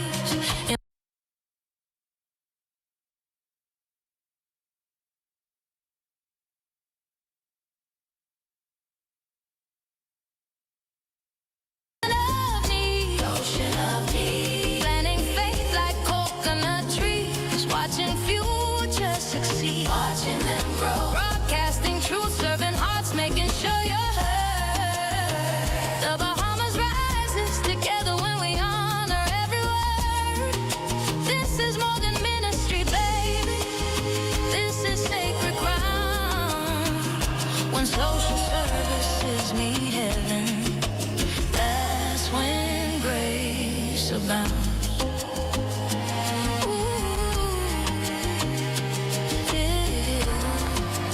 I just want to give you a special welcome to Taking Social Services to the People. This month makes us 53 years old. You know what? I wish you were in here before the camera started rolling. We got all ages. We got the past, the present, and the future in here. We're going to give special tribute today to the past because we are weakened when we don't know our history. And we salute every nation built in this country, the named and the unnamed. Because if we want a strong future, we have to know our past. You know, I'll tell you a little something. Just later in the program, we're going to meet two of the former directors of social services, Kim Sawyer and Leela Green. And Kim Sawyer was saying she was 11 years old, I believe. Did I get that right? 13. Oh, 13 still, see? 13 years old, because I was trying to put my age back. I am 3 years older than her. Now I can tell you my age. I was 15. And Leela Green, I can't find out how old she was because she's trying to keep her age a secret. Yeah, you keep it, she say yes, you heard it there. We're going to try to see if we can get it out. But, you know, we're going to be talking to Ferris Anita Ernestine Dillett. She is usually the unlikely to be interviewed, but so important to the future of our country. And I keep saying, let us stop burying our history to deny our future. She's one of the foremost educators who's retired, but she's a historian. She is hungry for knowledge. And as I said earlier, July 10th, 2026 makes us 53 years old as a nation.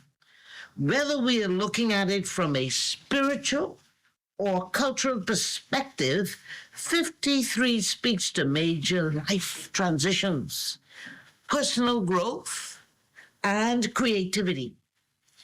You know, let's think about it.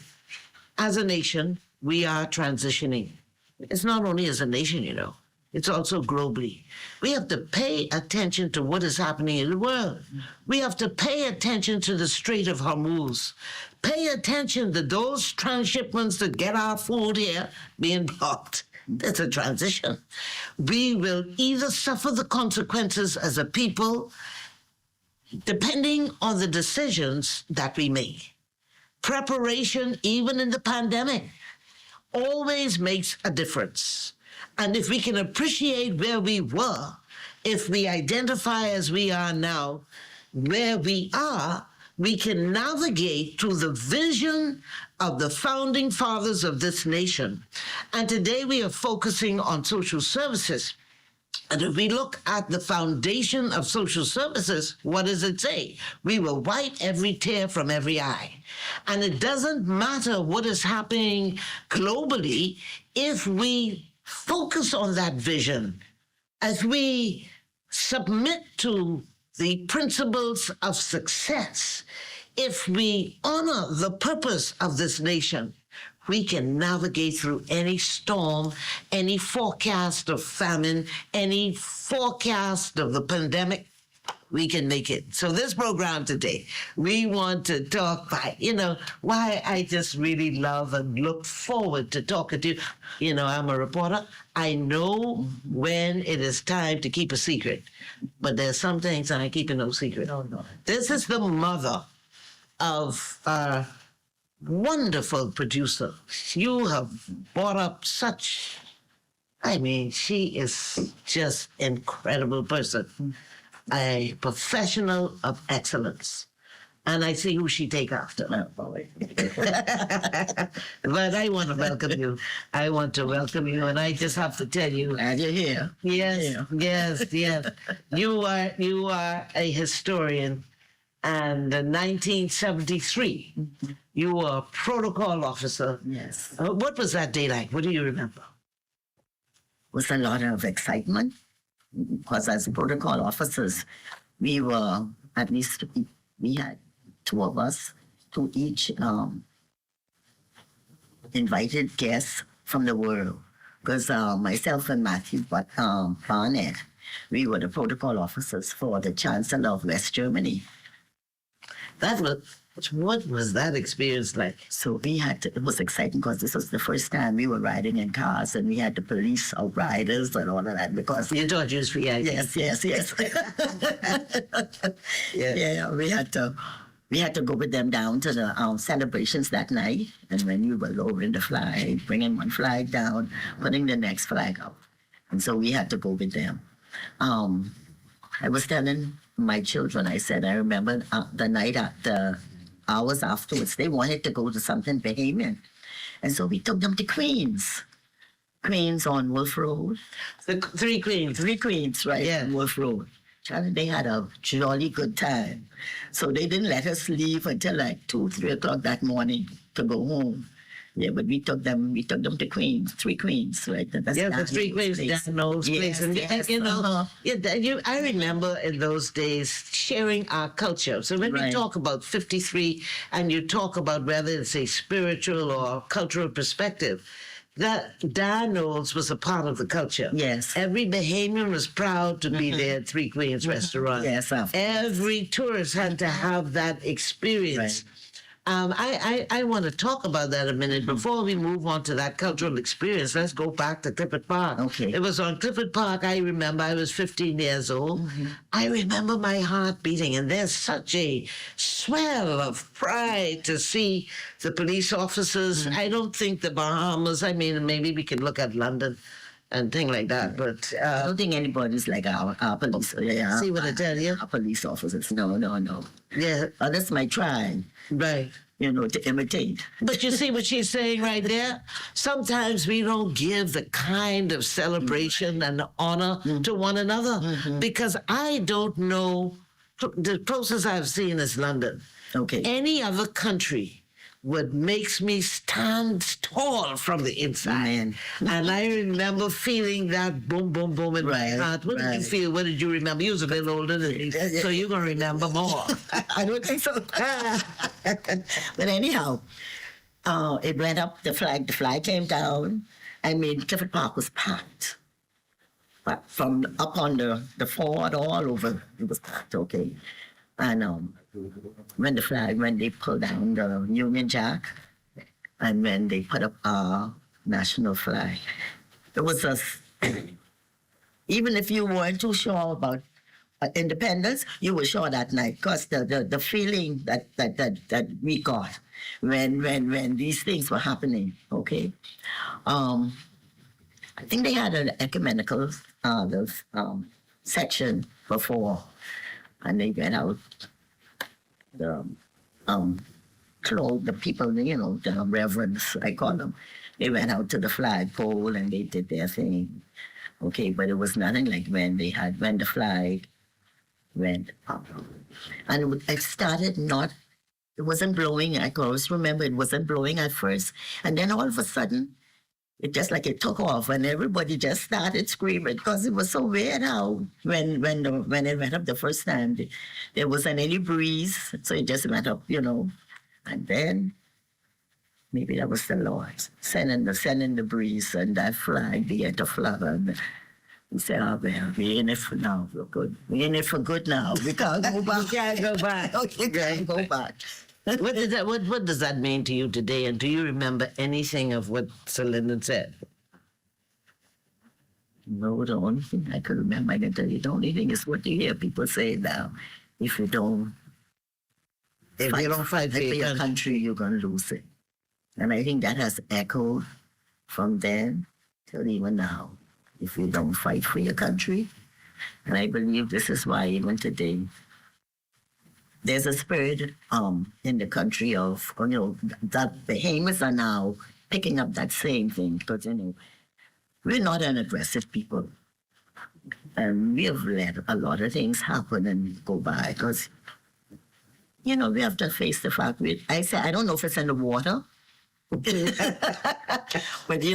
we're very non-aggressive. But now I notice that there is an aggressiveness in our country, which is good.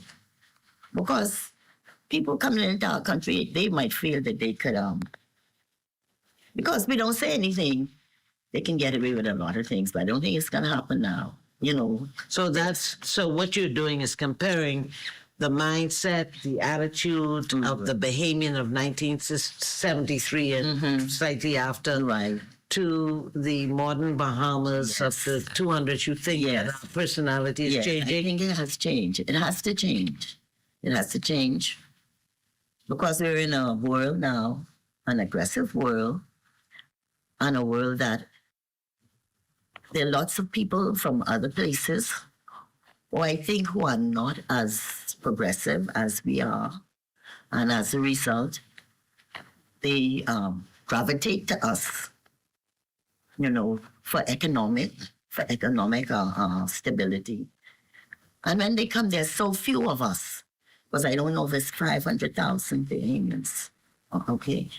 And these people, when they come, they come for economics, for economic. For a better way of living. Yeah. How do you think we balance this? Because, we're constitutionally a Christian country, and it's really a discussion that the nation is having, and I'm happy that you're bringing up just a very important issue that we have in our country.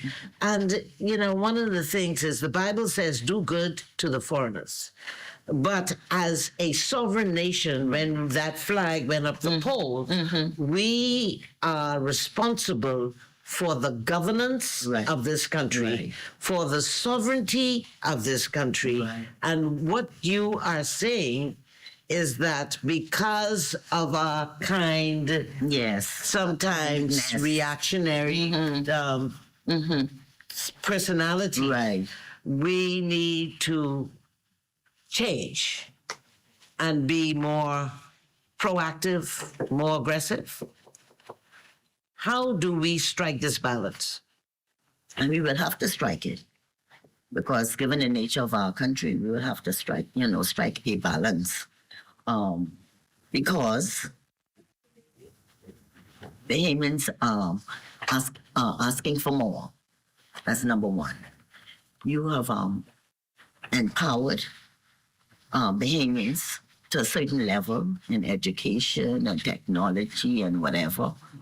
And so as a result, if we want to keep our people and make sure that they have options to stay home, because many have left, but we have to make that balance in order to have a certain level of Bahamians who will stay and work towards the betterment of this country.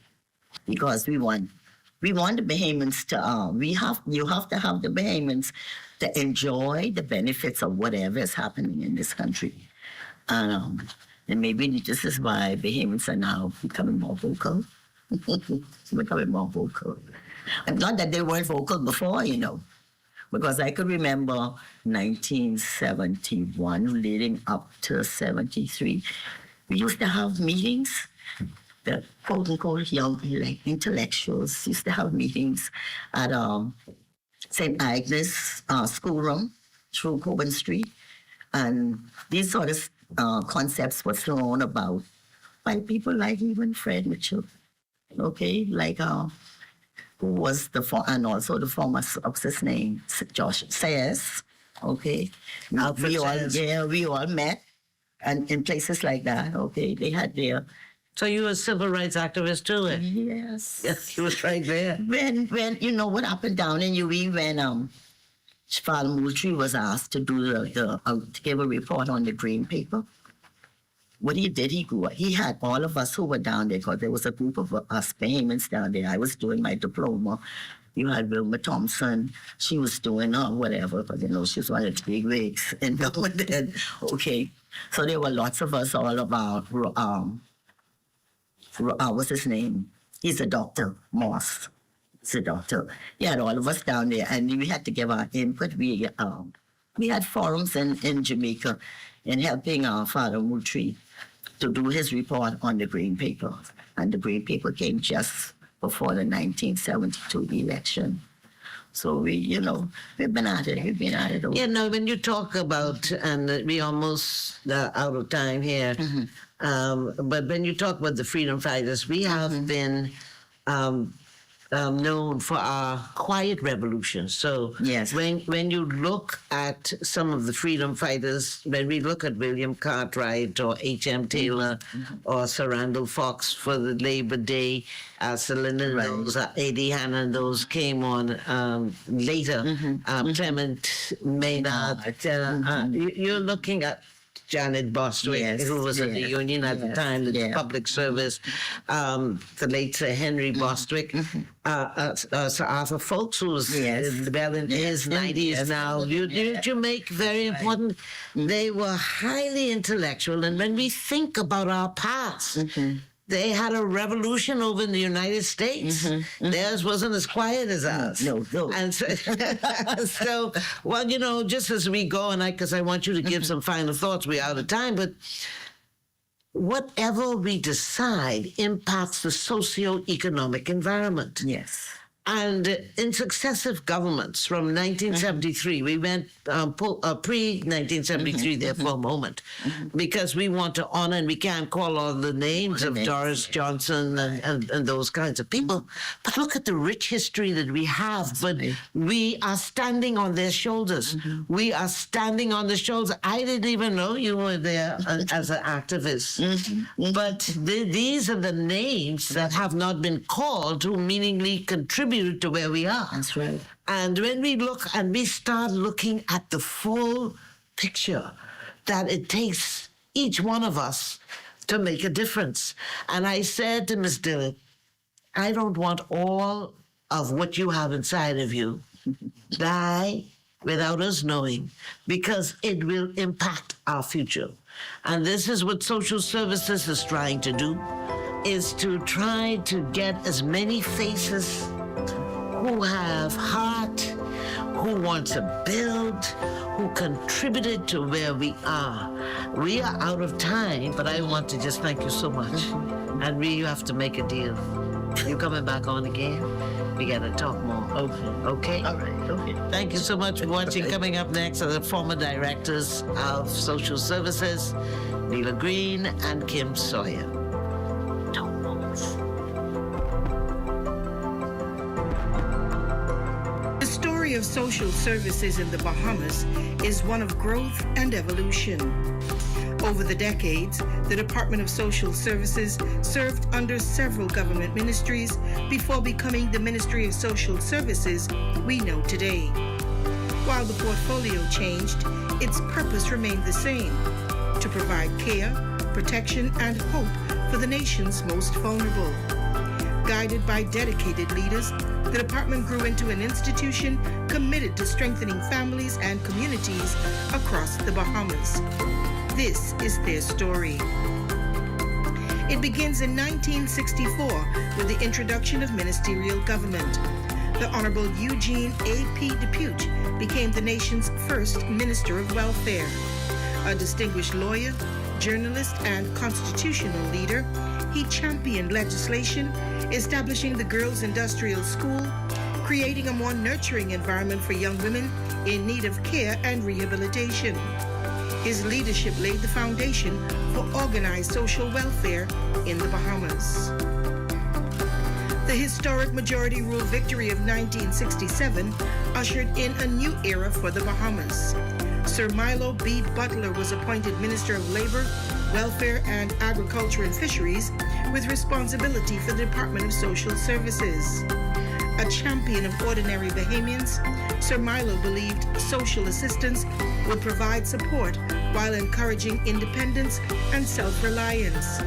His advocacy for working families and his early efforts towards establishing a national system of social insurance helped lay the foundation for a stronger social safety net.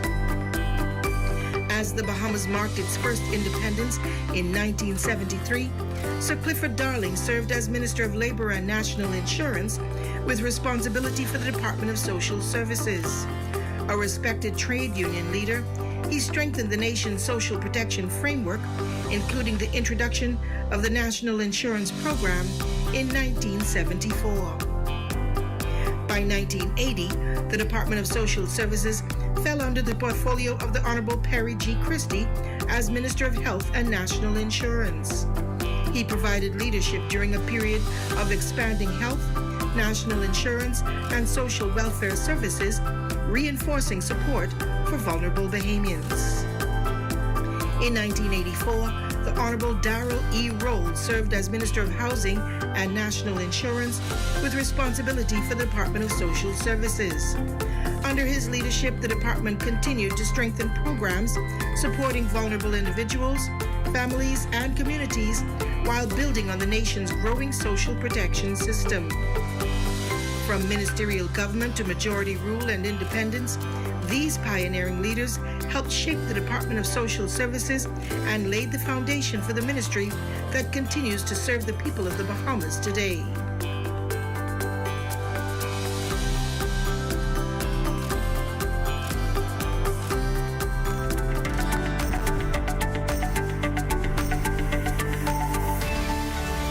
Welcome back to this special edition of Taking Social Services to the People. We're on a countdown in just a few minutes.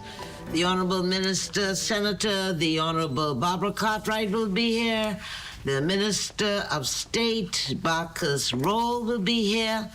Wow. What we want to do is always celebrate the progress of our country, the contribution that social services is continuing to make to the growth and development. We talked earlier about the fact that this is a season 53 of transition, of personal growth and development, of creativity. Now listen, I want you to look at this room and some of our team. See, these are the things that we don't see, and sometimes these are the people that we don't get to thank enough because they create an environment of excellence. We just see the people come behind the microphone and you join in and you're sitting back and say, oh Lord, look here, we even got gold plate. Yeah, because the message is, when a Bahamian arrives, first class has arrived. We are the royal family of the Bahamas. We are the royal family of social services. And we're going to join them at the last part of the program and see some of the wonderful talent that we have and see what the minister's message is, the permanent secretary's message is for this year. But you know, before we go there, as I said earlier, we have two other guests.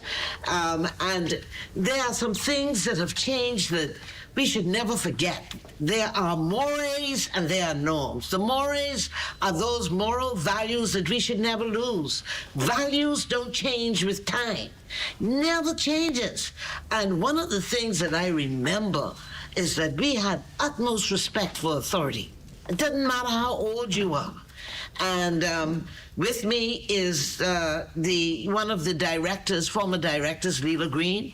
I celebrate her and both of our guests as national heroes because I remember as a journalist the kind of respect that we had for these officers, and we recognize the role that they play in and played in national development. So we're looking at that national development and how we're going to get stronger.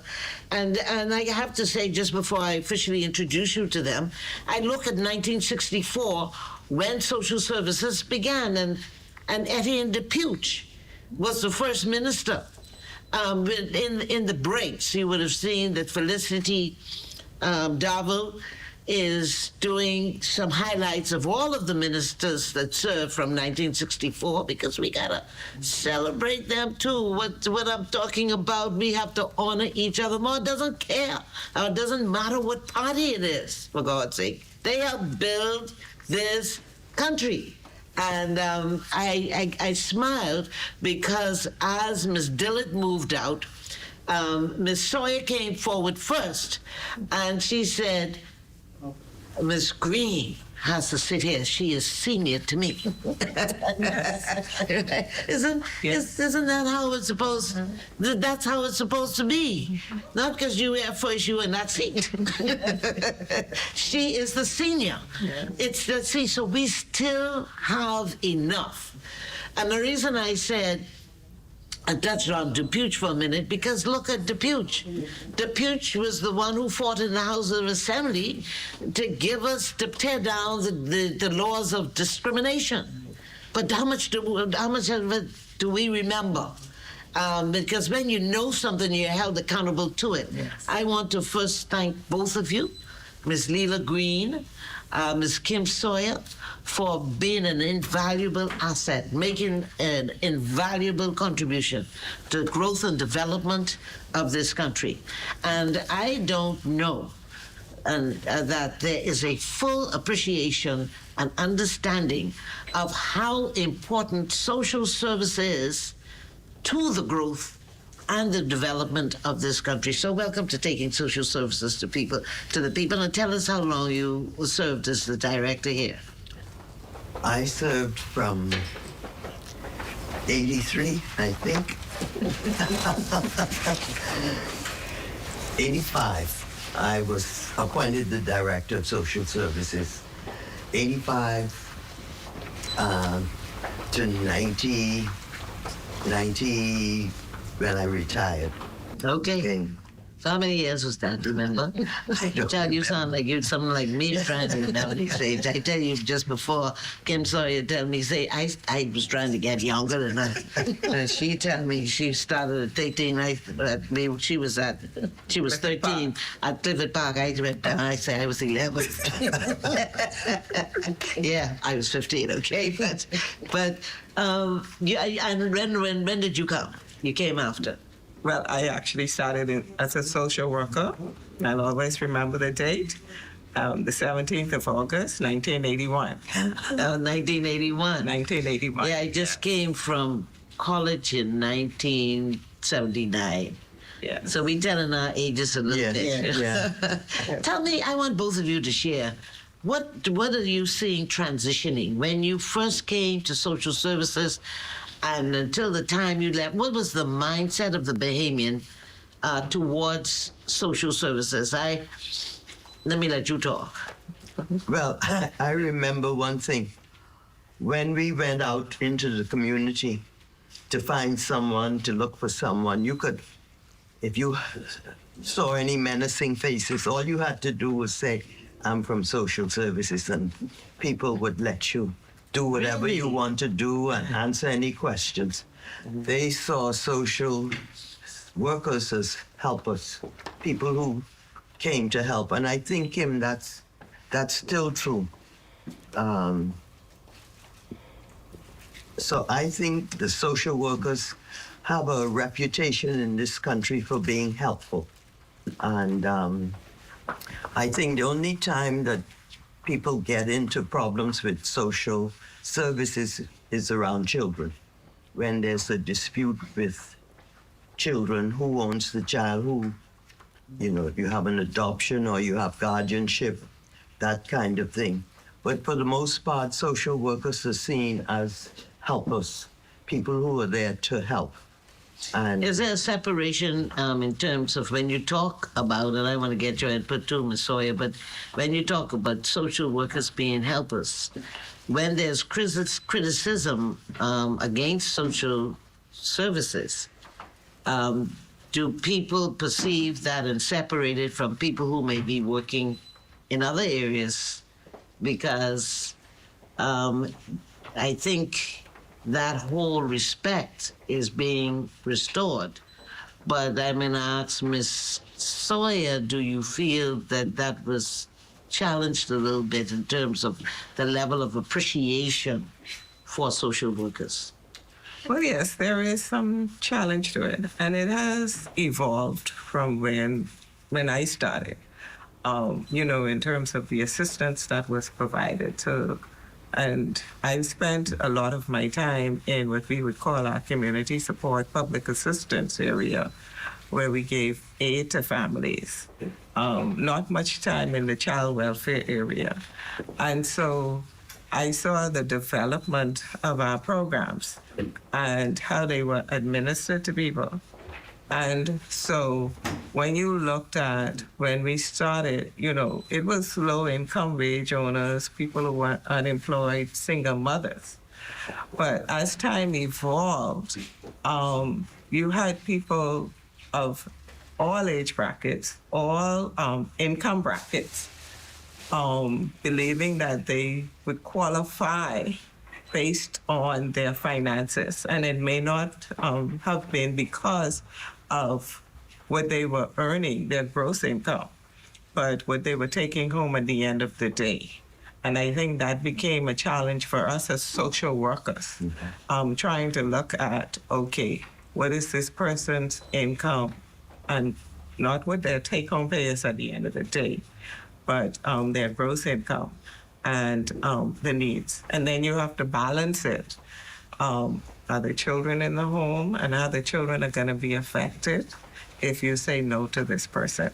So it took a lot of your skills as a social worker in terms of counseling, providing counseling to the person, and trying to help them to see if you go in this direction, maybe the outcome may be a little different. I want to tie in, Ms. Green, to what you were talking about, the social workers, and that spirit still reigns in my experience with the social workers even today. And just a few weeks ago, we had a program on taking social services to the people with this gentleman from the community introduced us to a homeless guy who lived in an abandoned home. It was just a horrific situation. 3 dead bodies or 2 or 3 dead bodies was in this abandoned home. It was just the environment was just abysmal. But I saw those social workers cry. And they said, no, this is unacceptable. It's unacceptable. And it worked a miracle to get him today. He is in a shelter. That's what you are talking about. But I'm wondering, what you are saying, Ms. Sawyer, is that do we have a lot of pressure on social services because some of us have not, and an increasing number of us, have not planned for our future? You said that it has nothing to do with necessarily the salary, the gross income. That means that what we take home or what we are supposed to have as a salary, but we're not taking home. And speaking to Deborah Smith, I remember us having a show, and she was showing us that a lot of families take home $100. Yes, well. At the end to last for the entire month. Mm-hmm. But the loans came from vacation, recreational things. And so now there is this point where we can't afford rent. We don't have a home.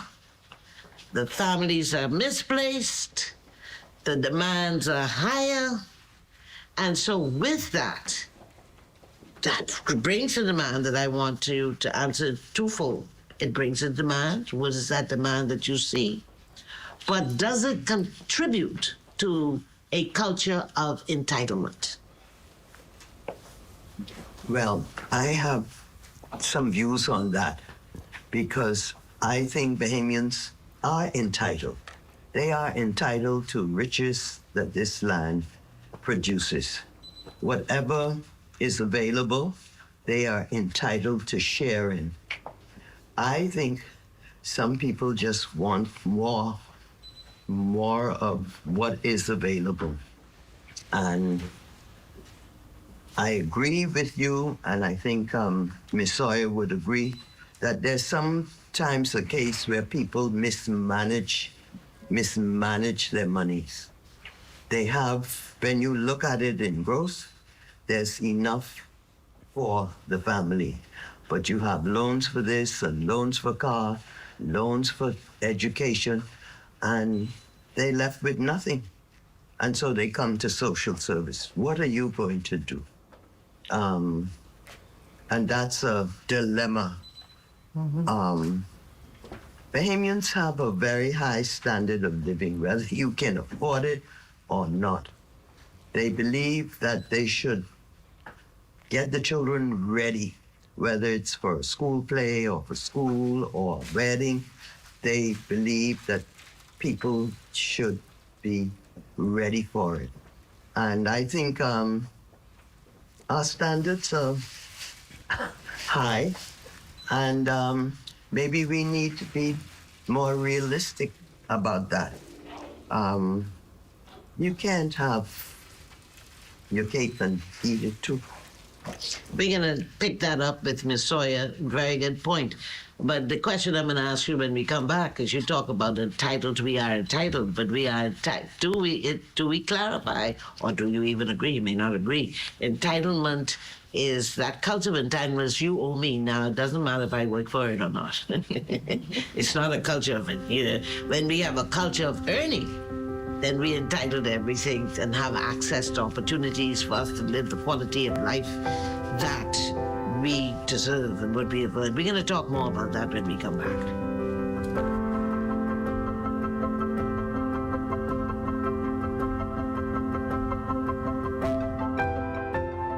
You know, quite frankly, this is our final segment before we go and meet the minister and see what she has to say to the nation. But mindsets are changing, and, you know, social services is a place of honor because God has placed it very close to his heart. He tells us to defend the weak and help the poor. Right. And so the poor will always, and care for the children. I mean, how much more honor you can get than that? So I don't understand why people think the social services is less. I am grateful to have the opportunity to serve here, you know? But so when you know the value of something, you don't devalue it. And I also, as we pick up from where we left off, have to say that there was a season where I would not have dreamt that I would need social services. Pandemic, my mother's sick for 2 years, my radio station closed down. Yes, I was in need. But my mindset was, I felt bad having to take Mavis Darling Hill, always thank her for it. She said, save your money. And let me give you some food vouchers. But I couldn't, after the second time, I couldn't take it. Mindset. I needed to work and earn and grow myself out and my family self out of that, because your fulfillment is in your purpose, not depending on the government to have a. How do you speak? What do you say? In my experience, when we started the social revolution, you know about the social revolution, wipe every tear from every eye.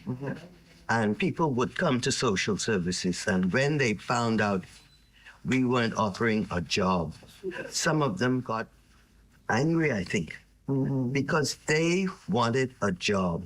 They wanted ability to take care of themselves. They didn't want a handout. And that's what we were offering. We were offering help in terms of food and vouchers and clothing. But the majority of people wanted a job.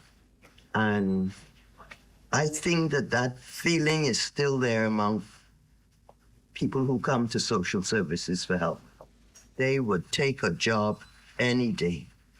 I worked with a lady who had nothing. She had absolutely nothing. And I spoke to the minister. I wasn't in the service then. I spoke to the minister, and she was able to get this lady on the unemployment program. And in 2 weeks, she was at the detention center. I said, what do you do at the detention center? Oh, I do meals. They have the three meals. And I'm looking at this woman, and she was right in the loop. She had gotten a job. She made her way down to the detention center. And as far as I know, she's still on social services, probably trying to become permanent and pensionable. But that striving, that is what people really want. And I think we have to, that's one of the challenges for the country, to provide opportunities for people. And if they don't have, what you going to tell a person if they can't work because there's no job? What you going to tell them? But I have to help them through that dark time. And what Miss Green said is so true. And when I spoke about counseling and talking with our clients and giving them guidance, and I'll never forget, I went to an agency, and when I stepped off the elevator, I got this greeting. I was like, who's this? I don't know this person. But the person said to me, Miss Sawyer, I will always remember you. When I came to social services for assistance, and where her children's father was, and I talked strong to her, but she took it. She didn't take it in a initially it was hard, but she didn't take it. And what was that hard message? A hard message was like, you have to work for your children. Her boyfriend was in prison. You cannot depend on him and keep coming and saying he's not there.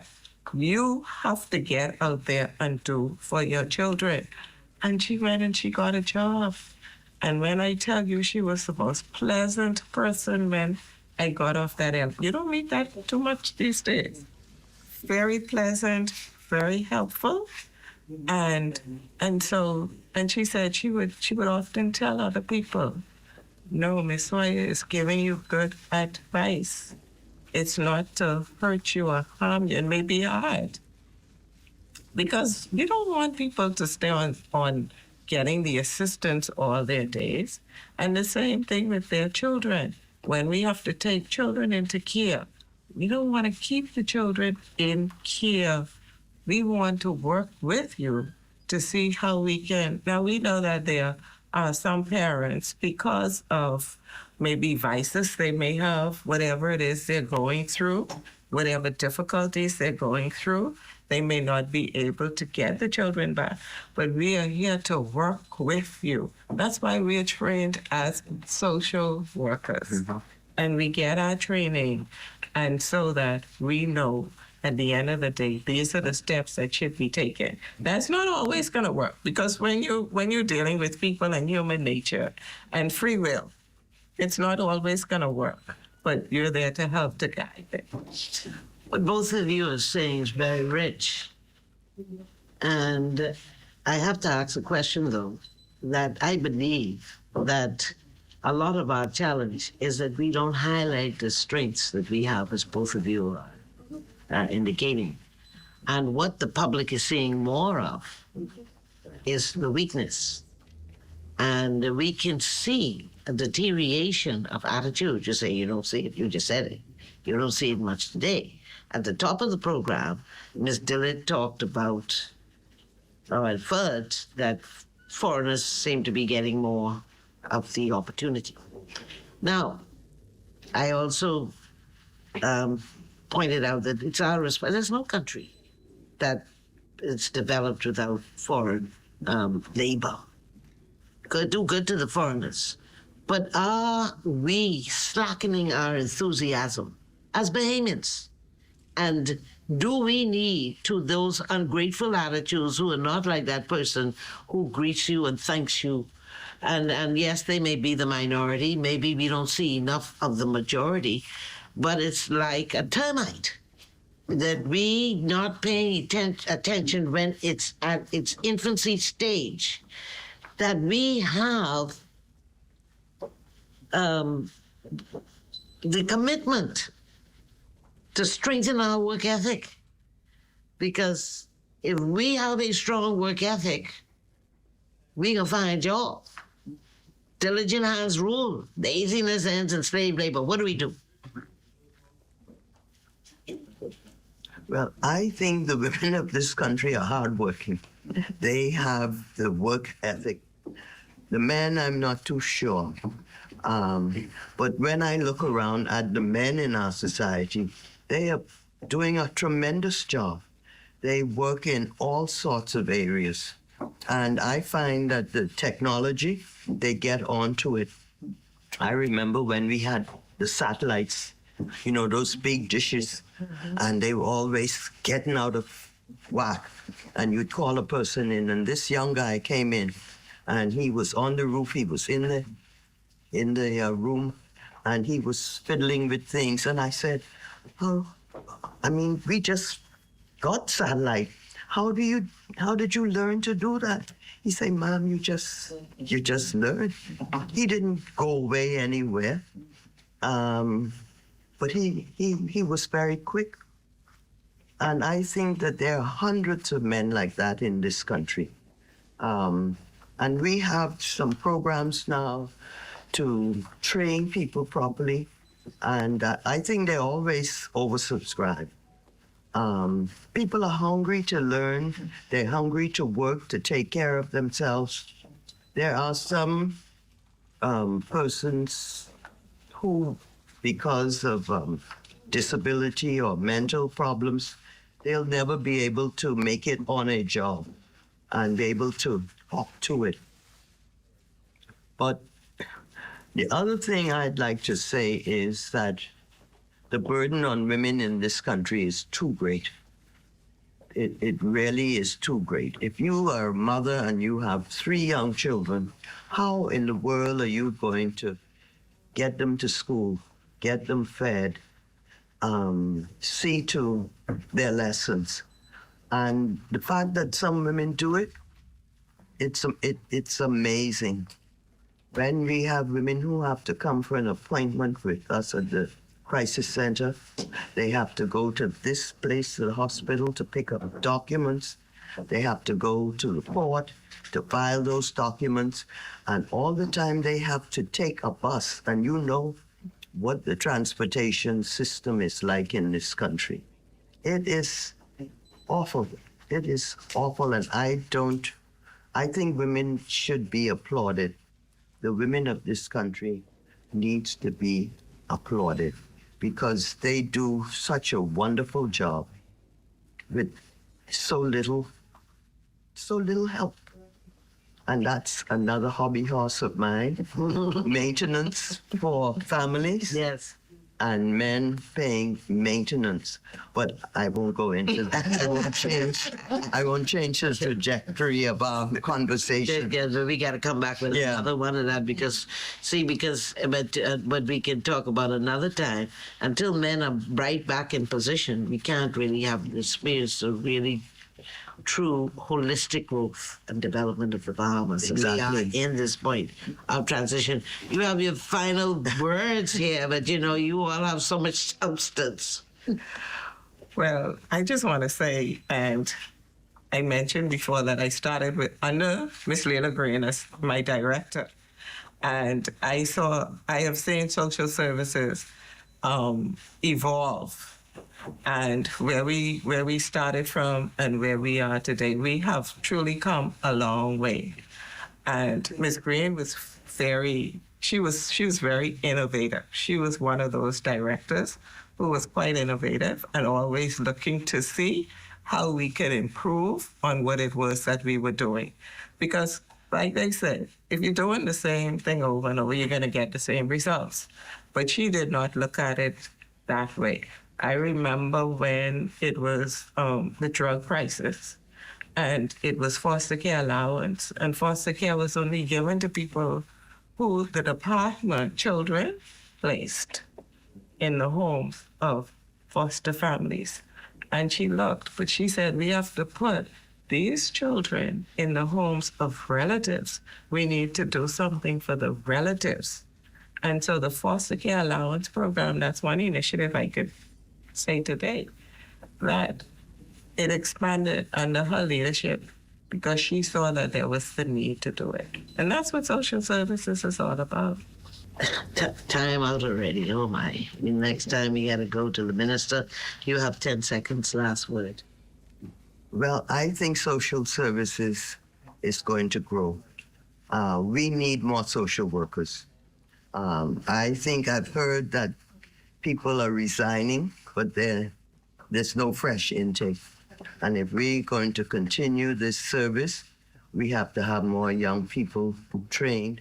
Ms. Sawyer talked about being a trained social worker. One lady stopped me and she said, you wouldn't let me be employed. You said I wasn't trained. I said, that's right. You have to have training in social work.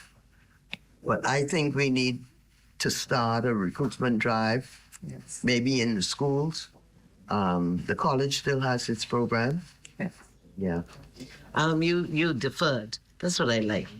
See, things happen when the camera's not rolling. She said she has the last word. I can give you 5 seconds. Well, to piggyback off Ms. Green, yes, we did, and I like to encourage persons because it's people helping people, and if it's a helping profession, and if you say you want to help people get the training and come in to social work, to be a social worker.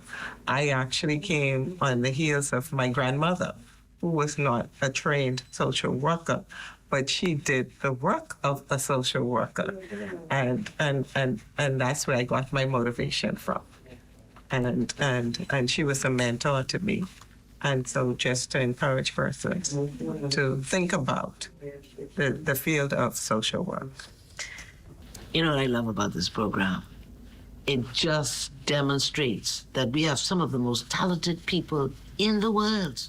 When we get on that track on the Olympics, we come first. Mm-hmm. When we talk about NASA, we got our Aisha. Mm-hmm. When we talk about our politicians, nothing to do with party again. Mm-hmm. PRP, F&M, all have served this country and kept us in a leadership position. Right. And you know what I saw here? What I saw is leaders supporting leaders. That's what family is, when we serve one another. When we're not afraid to say Leela Green is an innovator and second generation, passing it on from our homes. So if we are displaced in our homes, there should be somebody on the job and in the church that models the example of the success principles that we need to continue to take this country as it comes from one transition to the other as a trajectory to being the best country in the world. When we come back, this room will be filled. I want y'all to give a round of applause when you're home. See them folks right there in the background working? These are the people that are not always on camera, but they are making it work. They're creating the environment. Before God put us in his presence, he had created this environment of beauty. So listen, when we come back, this room is going to be full, and we're going to see what the way forward is from the minister, Senator, the Honorable Barbara Cartwright, and of course, accompanying her will also be our Minister of State, Marcus Roll. Stay tuned. We'll be back in a moment.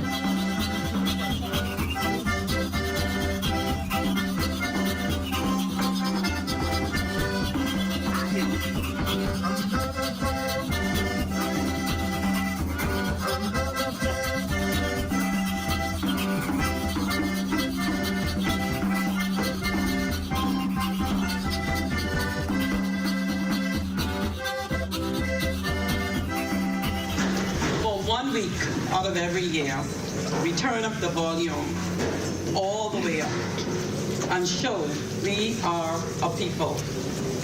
We celebrate our colors, depicting the strength of our people, our sun, sand, and sea.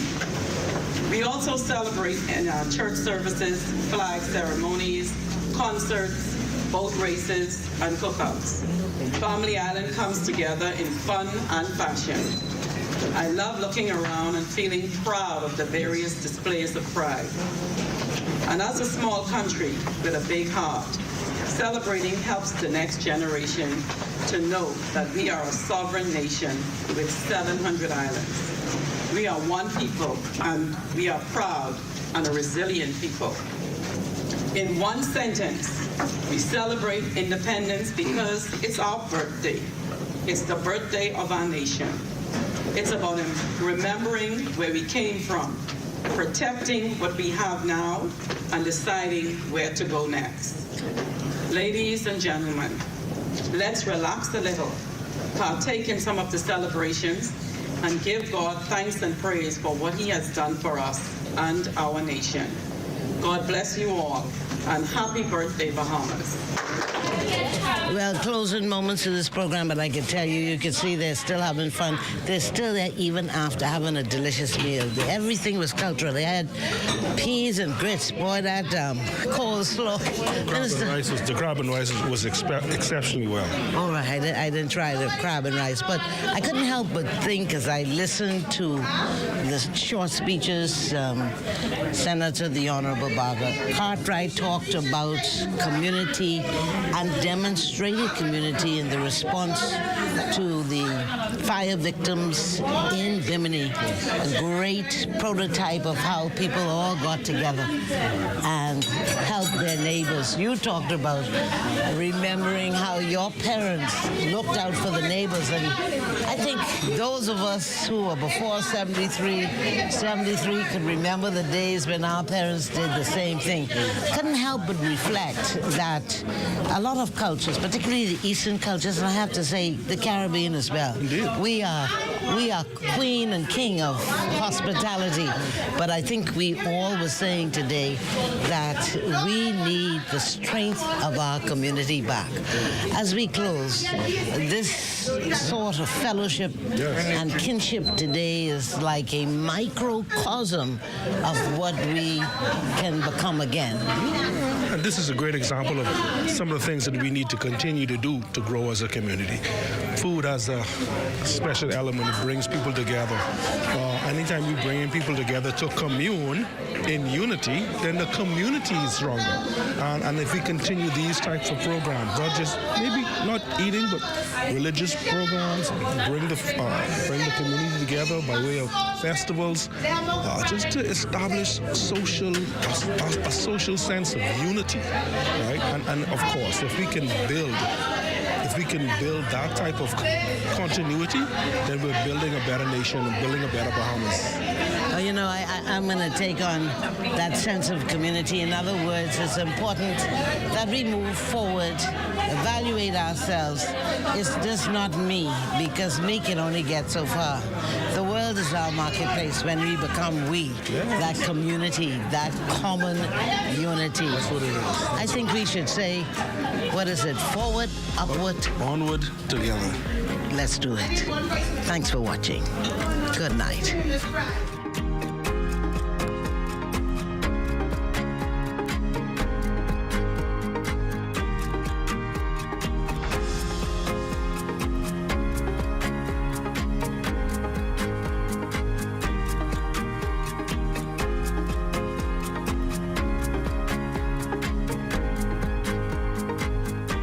This has been a production of the Ministry of Social Services, the heartbeat of the nation, where we move our clients from dependency to...